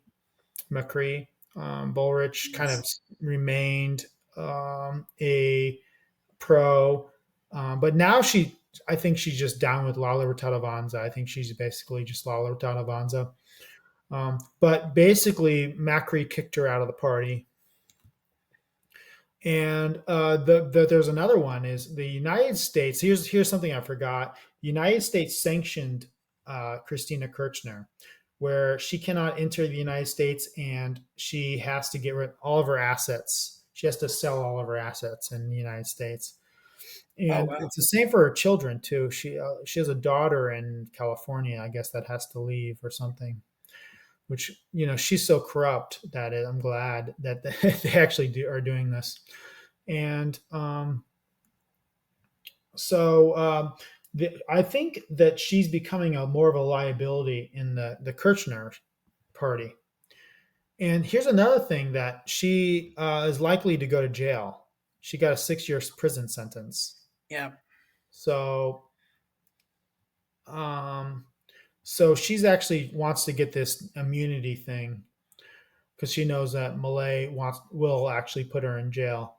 So, but then she's becoming kind of a problem for the Kirchners because she is so because of what the United States did, because of her criminal convictions, her just a lack of popularity. She's becoming a problem for the Peronist, the Malay, and so basically they're trying to kick her out of the party. And so that's a big problem because she has her supporters, and then Kisilov is the one that seems to be. And Kisilov was one of her supporters. Kisilov was her economy minister, and Yeah. so there's just a big fighting between them. Um, there's just a big fighting between them, and who's going to run that Kirchner Peronist party? What's going to go forward with that? So that's a big fight. So Argentinian politics are always interesting. They're always backstabbing each other constantly. It's unbelievable how They much really are. Yeah. Interesting. always and she backstabbed Alberto Fernandez. So Yeah. it's Latin. So it just part of their politics. Yeah. And, it's interesting. I'm going over, Martin Menem is the president of the Chamber of Deputies, who's also law libertad avanza. Yeah, he's pretty cool. But then we got some good people here. We got, Pablo Miguel Anzalone, Alberto Benegas Lynch. I've met him in person. Yeah, he spoke. Really? Yeah, he spoke in DFW last month. Unfortunately, I didn't get to talk to him too much. I should have talked to him more. Very cool. Yeah, yeah. There's several. I think there's either two or three Alberto Benegas Lynches. I mean, there's the His dad. economist. Yeah, He's a junior. I think there might have even been one before them. I'm not. Yeah, his I've dad met is both one of of them. Malay's heroes. Yeah, there's He's Jose an Luis economist. Espert. Yeah, that's another one who. I like Espert. Espert actually Yeah, sided with Pro and kind of yeah, betrayed Malay. And then Malay basically, it's kind of smart to Malay forgave Espert, and Espert's been brought Espert back into the La Libertada coalition. So Espert's been an ally of Malay. It's smart to yeah, do that, to make friends of your enemies if you can. yeah. Um, And of course, Lila Adela Bolocalo Lemon, one of the more visible ones. yeah, she's a pretty lady. Yeah. Lorena Massachin. Yeah, Yeah, I'm trying another to one. think of some of the other ones I know. Guillermo Montenegro. Marcela Marina Pagano. Mhm. I'm just reading it. Carolina Piparo. I've heard some good things about Oh her. yeah, she's another one that kind of betrayed Malay. And then Oh, Malay basically, she for a while she was voting against Malay, and that was because she thought Malay was going to give her a position in the government, and Malay didn't. And so now she's back to supporting Malay. okay. Juliana Santillan Juarez Ibrahim. Some of these people got long names. Yeah, Santiago Javier Santurio Rodriguez. Just reading off some of these people in the chamber. Yeah, these are all purples. Maria Fernanda Arajuo. So many of these are from Buenos Aires. Nicolos Mario Emma. Alida Ferreira. I can't remember where is Menem from. He might be from Salta or something. No, he's from La Rioja. Yeah, Yeah, that's right. yeah, yeah. And now I lost my order here. Get it Yeah, back. yeah. Well, there's been some pro people that are pretty pro Malay too. Yeah, Um, yeah. It's just sometimes I wonder: are some of these people just attaching on to Milei because he's the big guy, or are they really believe in this stuff? I, I used to think a lot of people had convictions, and now more and more I don't think they do. They just Carlos Garcia. That's of course a name like that's common as dirt in Hispanic world. well, I think that a lot of people in Argentina are Yeah, very concerned about yeah, just getting so bad there. yeah. But I'm talking about politicians and so-called journalists. Cesar Trefinger. We talked about Gabriel Bonoroni. Yeah. Maria Cecilia Ibanez, Maria Celeste Ponce, Mm-hmm. Sandro Almiron, Beltran Benedit. These are great, but I didn't realize there were that many. Gerardo Gustavo Gonzalez, Manuel Quintar. I'm not going to take that. Martin Alexis Menem. Is that related to Martin Menem? That must be, yeah. That must, Probably. Menem, Martin Menem, yeah, by Eduardo Menem is his father. Carlos Menem is his uncle. yeah, oh yeah, Carlos Menem was Yeah, the president of Argentina in the '90s, and he yeah, was relative. I mean, compared to all the other Peronists, yeah. he was halfway decent. He was corrupt, but he was halfway decent. Mhm. Most of these people are not up for re-election either. I mean, there's got to be some seats. Lourdes Michaela Arieta. Yeah, yeah, oh yeah, yeah. Most of the La Libertad Ponza people aren't going to be up for re-election Yeah. Facundo because Correa Llano. because of the fact that they have 4-year terms. And Yeah. for example, if Malay was running again, he would be up for re-election. Yeah. There's 4 year terms, and some are this year, and some are this year, and some are the other 2 years. Right, And but this election. but most of them got elected in the 2023 election, so Yeah. most of them aren't. So Yeah. he's very likely to gain seats. I Yeah. He'll guess gain seats. some of the what could hurt him is, I guess, if the Kirchners beat some of the pro people, Yeah. you know. Maria Mercedes Llano, and that's actually a man, believe it or not, with Maria, but Alessandro Nieri. Well, Maria is just everybody uses Maria in Well, I thought it Argentina. was Mario, but oh well. Nadia Marquez. Yeah, I'm just reading off these. Maria Lorena Villaverde, Julio Moreno Ovalle, Ovalle. Oh yes, of course. Now, yeah, we're down to Salta now. Of course, one of my favorite, Maria Amelia Orozco. She was always putting up cool videos on YouTube. Yeah. Carlos Raul Zapata, Jose Peluc, Alberto Gustavo Arancibia Rodriguez, Carlos D'Alessandro, Rocio Banacci, Romina Diaz, Nicolas Mayoras. I think one of the things I forgot to like Yeah, Malay got this Franco guy yeah. became his chief of staff, and Francos, yeah, yeah, and that was a big thing because I guess he's a brilliant politician oh and yeah, very good at making wheeling and dealing, making yeah, deals and that sort of thing. yeah. And The that's attorney, what really helped him get his legislation yeah, passed because the first guy was his friend that worked with him at this corporation, and Malay fired him. I forget his name, yeah, but I would have known, but my brain. yeah. You And know, you remember a lot of stuff, yeah. Malay fired him and there was rumors that he was like leaking things and that sort of thing. Yeah, Guillermo Francos. And then He they put this replaced Franco guy in, and that Franco Nicolas guy, Passe. Nicolas Passe? that's Passe. him, Nicholas Posse. Malay fired him. Posse. That's right. Malay fired him, and He fired him almost immediately because he didn't after set a like, few months, yeah. I think he fired him by May or something.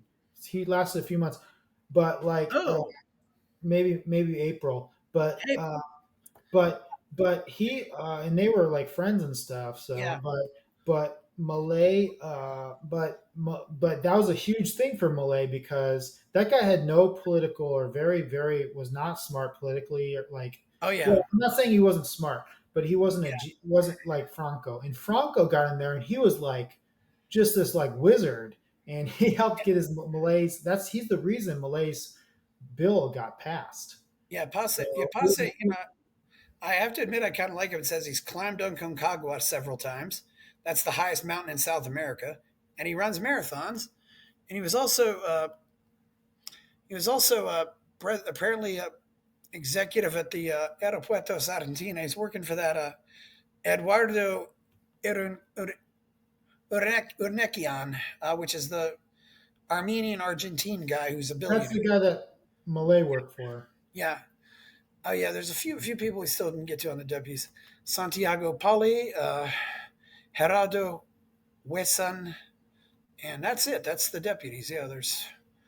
That's a lot of deputies. Yeah. But there's still yeah. But Lawler Tadavon still doesn't have that many.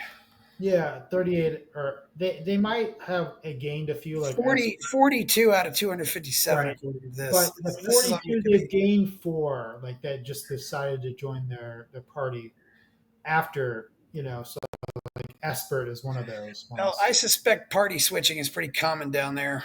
Yeah, Uh, there's one in the Senate that they I can't remember that has been kind of a thorn in their side. He's like Lalo Tadavanza, but then he like kind of does his own thing.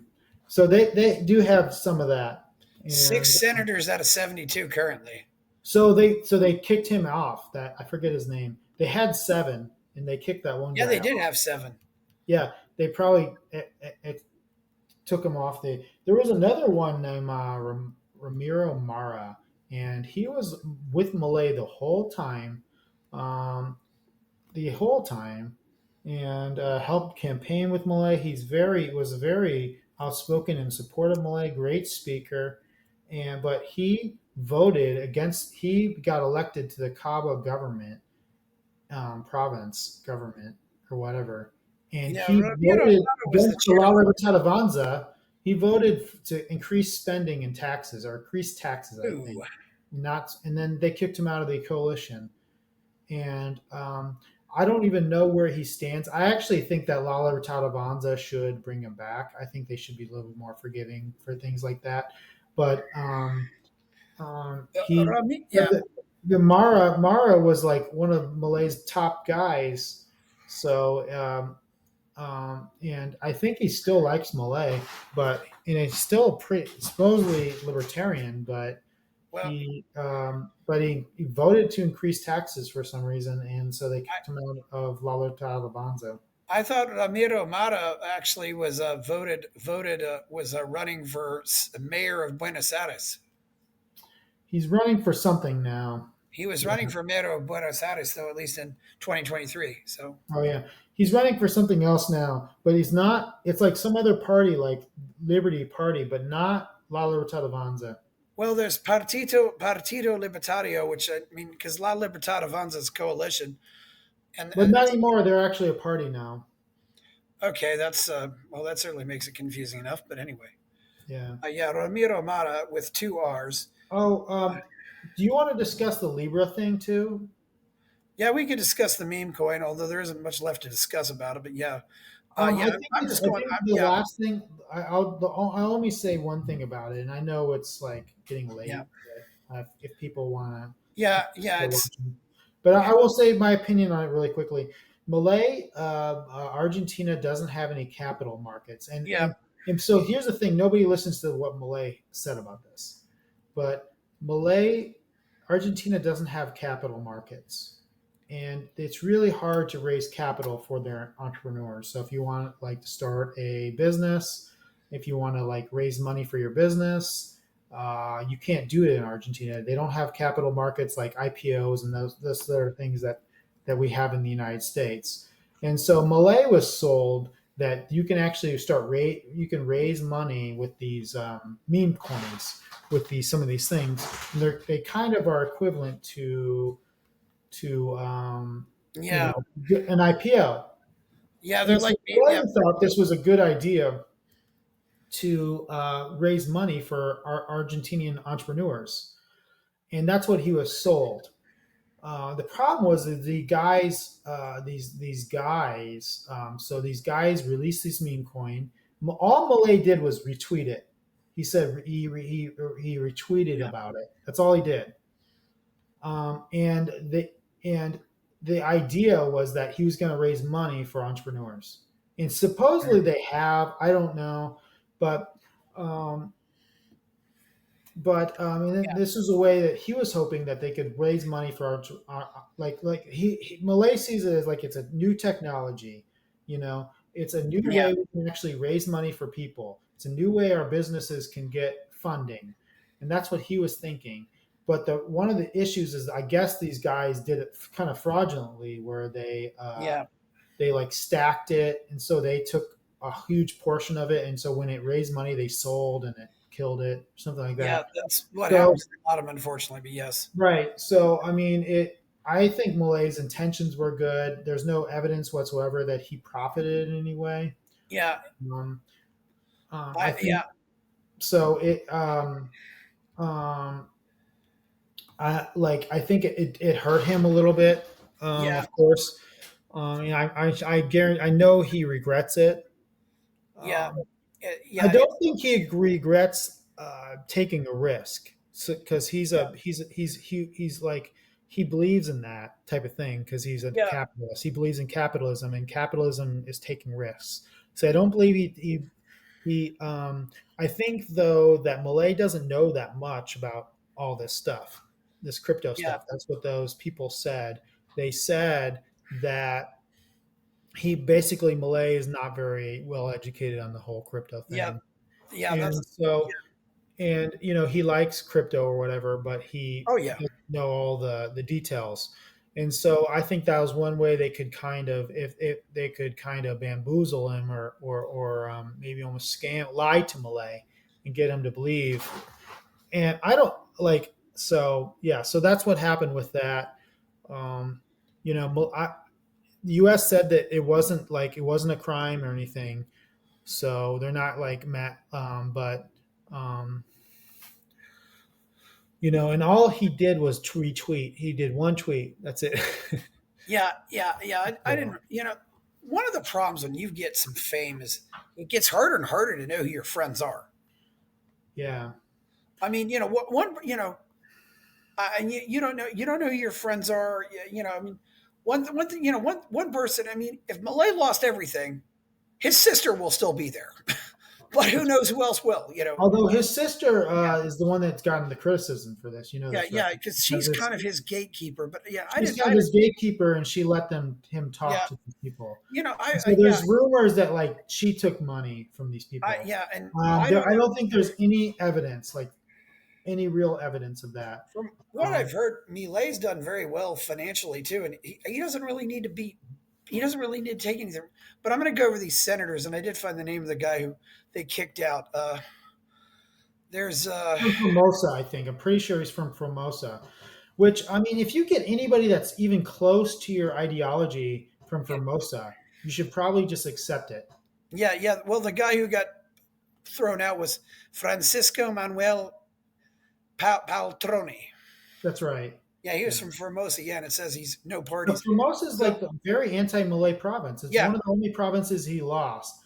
yeah, So well, it's kind of like these. If you get a Republican in a blue state, it's kind of like accept it, yeah, right? well. Here, okay. Now the Senate is 6 years, so some of these senators are going to be here. So I guess the leader of the Senate is Ezekiel Altauche, and then there's also Vilma Facunda Bedia, and they're both from Huhui, I guess it is Oh, pronounced, yeah, yeah. That's in the which is northern. spelled Jujuy for It's in the English northwest kind speakers of. out there. Yes, and then there's Juan Carlos Pagado. So we got six senators here, which Yeah. uh, Bruno Antonio Oliveira Lucero. Hmm. There, He's also got two from San Luis, Bartolome Esteban Abdala and Ivana Marcela Arascaita. St. Louis San voted Luis. heavily for Milei. It's kind of by Mendoza, so that whole area voted heavily for But Milei. those are his senators. These guys. Yeah. Oh, also there's. Did I miss? Oh, He's Milei is much weaker even in the Senate well, he's got him overall. there longer. Yeah, and well, more senators. Well, there were less senators up. With 24 or with 72. 72. I assume it's going to be 24, 24, 24. Right. I mean, in the election, Yeah, so they right. 24 So it's elected.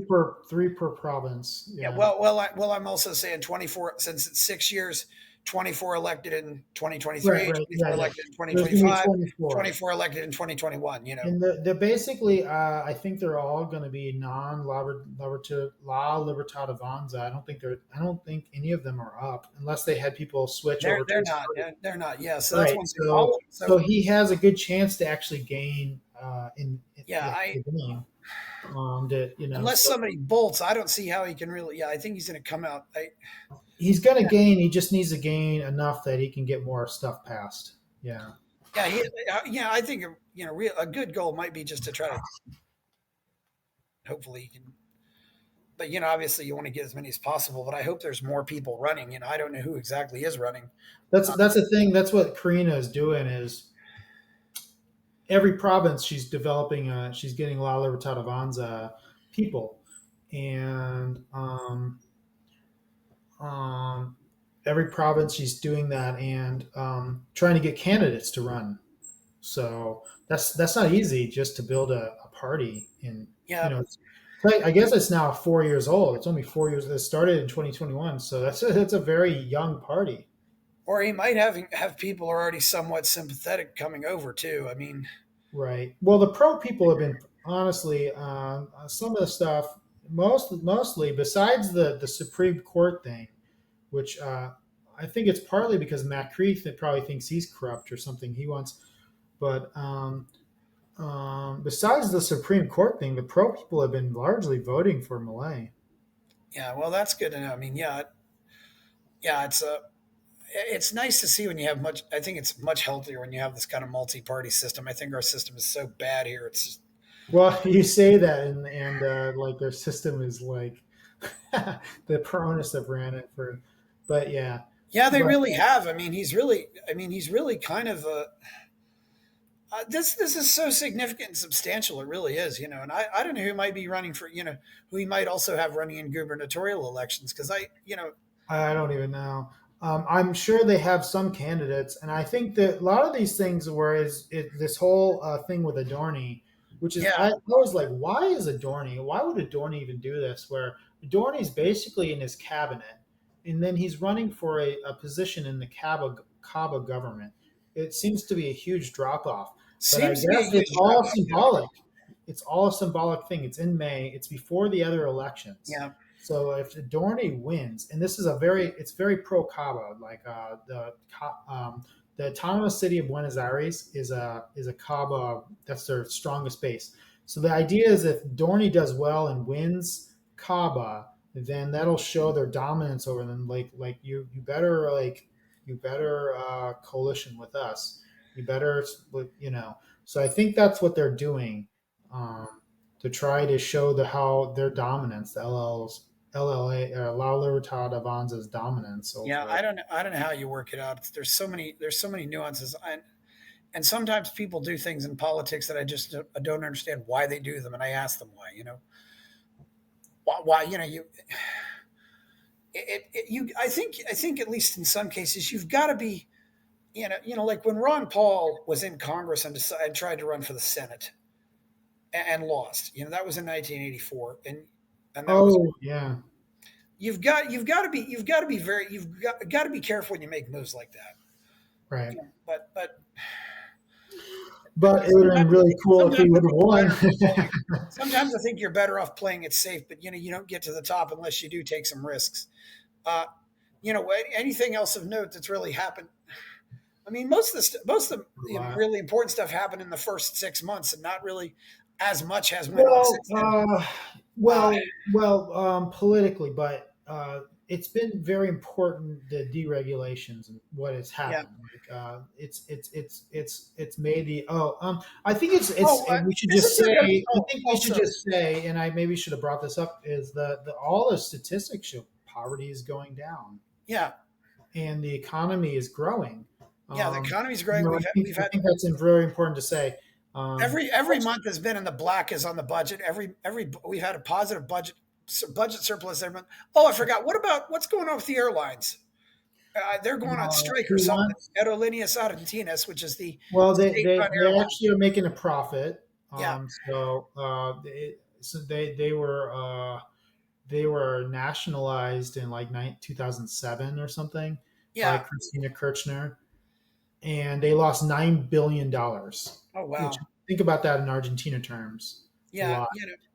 And Malay, they just came out a few days ago that they're actually making a profit, meaning they're not making a loss. The one of the big problems is the union that like does all the baggage and stuff. Oh By yeah. the way, those people are awful. They're notorious for like damaging nice fancy bags because they're envious, stuff like that. From what I've heard though, the other airlines are worse. Oh, really? Yeah, yeah. Anyways, From what I yeah, just but from what here's the yeah, thing. They're I think that they have the monopoly of all of the yeah, inter inter, inter cargo or whatever. You know yeah. what I Well, mean? one thing, And one so thing I Malay actually, I think he's gotten rid of that monopoly and mhm, introduced competition. Malay's also deregulated a lot of these small airports, yeah, so they can be used more for inter inter inter international. country, well, inter country travel. Okay, yeah, So from like Cordoba to Buenos Aires, for example, or yeah. Well, yeah, Cordoba to Rosario, yeah. for Things like that. Yeah, because things like that. a lot of the yeah, a lot like a lot of the countries in South America, if you want to fly from one city to another, you almost always have to like I think to go from anywhere to anywhere in Peru, you got to go through Lima, it seems, but things like that. But you know, also I would think also deregulation. I've said maybe somebody like Avianca might try to move in, or well, Latam did have a presence there, but they moved out. But Avianca, I know, is being the Colombian airline, they've definitely branched out into other South American countries. So maybe Avianca might try to move in. And I think Avianca is also the second oldest airline in the world, believe it or not. Yeah, Malay. Oh, I forgot. Malay did has an open skies policy, which Yeah. you might be able to explain it better than me. But I guess it allows. We don't have it in the United States, but I guess it's much more free for allowing outside airlines to be used in Well, Argentina. we don't allow airlines to operate in America unless they're 51% owned by an American. That was the problem. That was the problem, like with Is that Virgin. open Richard skies? Branson tried when Richard Branson tried to set up Virgin America, which crashed and burned because he's British. Wow. Yeah, Yeah. Avianca's been operating since 1919. So they have open skies in Argentina, which Yeah, I guess has been really been really good for their airlines. there's actually That was there's one of actually his first decree. yeah, That's one of the things that he did in his yeah. first DNU a week into his presidency. There- There was a lot of things like that he did that he deregulated. Um, you know, I should go back and review all of that because yeah. There's a um, I remember a bunch of them, but there's been so much in Malay's administration that it's just yeah. so hard to. in in some of these countries, the airline competition is actually a lot more wide open than it is in America. I mean, it Yeah. just shows by how many of them come and go so quickly. Europe, I'm I pretty mean, sure in Europe, their airline competition is better than we do. I've flown. I mean, for example, I've flown on two different Mexican airlines now that are both out of business. Uh, you know, yeah, and I didn't really have a problem. Yeah, it was, but and seeing the other things, with some of the deregulation, just making it easier to start businesses, and uh, Right. do you think what else is going to happen with culturally on all this? I mean, has he done anything else? Like more personal stuff? It seems like almost all of his reforms seem to be economic. Yeah. Well, he got rid of the woke stuff. The Yeah, woke stuff is gone. Yeah. They were changing the Argentinian language to Oh, they being were. Yeah. right. Christina Kirchner was changing it from being. I mean, we can get into some of the military stuff, but he got rid of it from the military. So all the woke Yeah. stuff is out of the military. They were doing where the Spanish language is gendered, and the Oh, woke yes. people had a we're trying to get rid of all the male words basically. The female words were okay, Chris, but the male words were no good, and so they had these like gender neutral words that they were using. One thing I don't understand about Spanish is, for example, like cat is el gato. So why don't they have it, for example, el gato and la gata? So el gato would be male cat and la gata would be female cat. I Yeah, don't get that. That would be a way to have gendered for the animals, but they don't do that for whatever reasons. yeah, Because obviously with animals you have gender, but yeah, all the the gendered language thing is always I've always found intriguing, but it's yeah. It's a little English has confusing. none.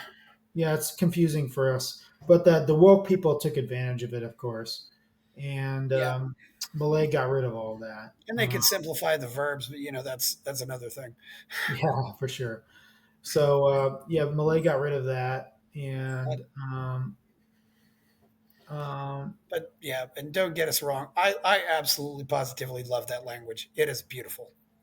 I love Spanish as well. Yeah, I think everybody who gets into it, even learns some of it, loves it. It just yeah, unless they're in a situation where they have to, just yeah, just amazing. It's everything is spelled like it sounds.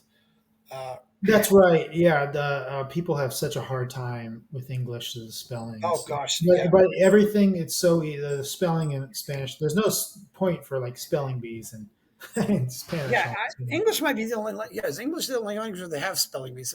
Yeah. What's yeah? The military knew he bought some planes and because the Yeah, military is basically the non-existent. military had been basically like it.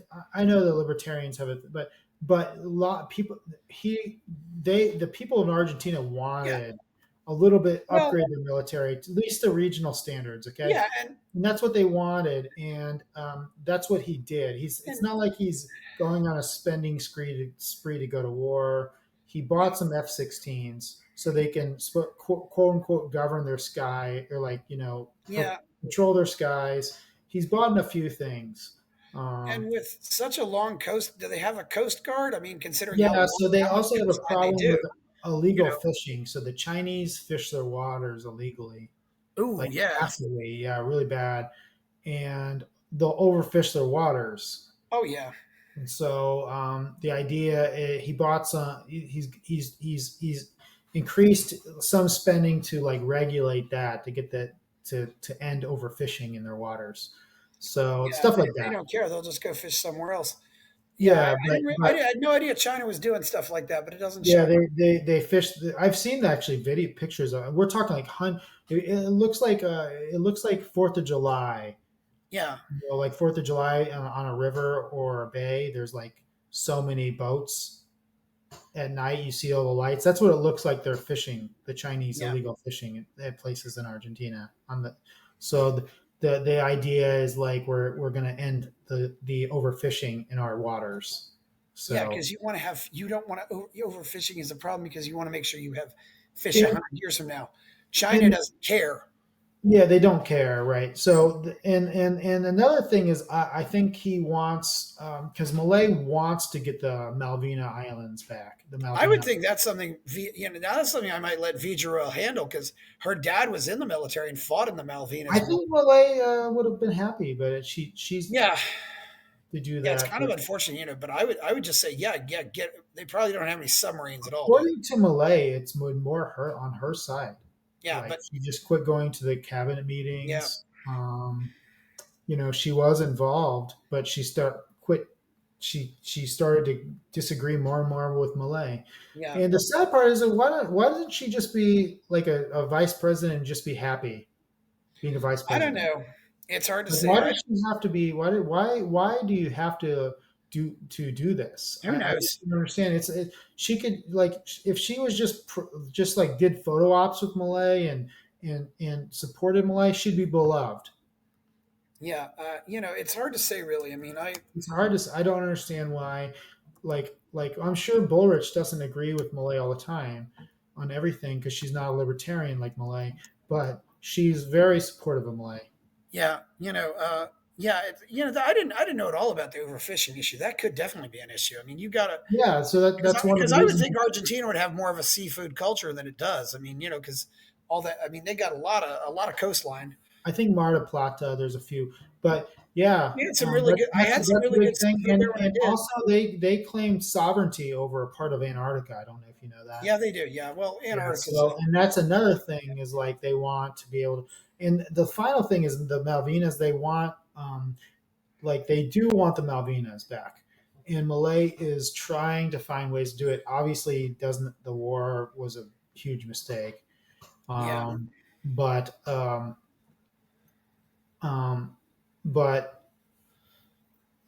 but he want getting making themselves better for the Malvinas, and like we'll be able to protect you, blah blah blah, and also they are doing more with the United States on this regard, and a lot of it is just for the Malvinas because if they were siding with China, they have a Chinese military base.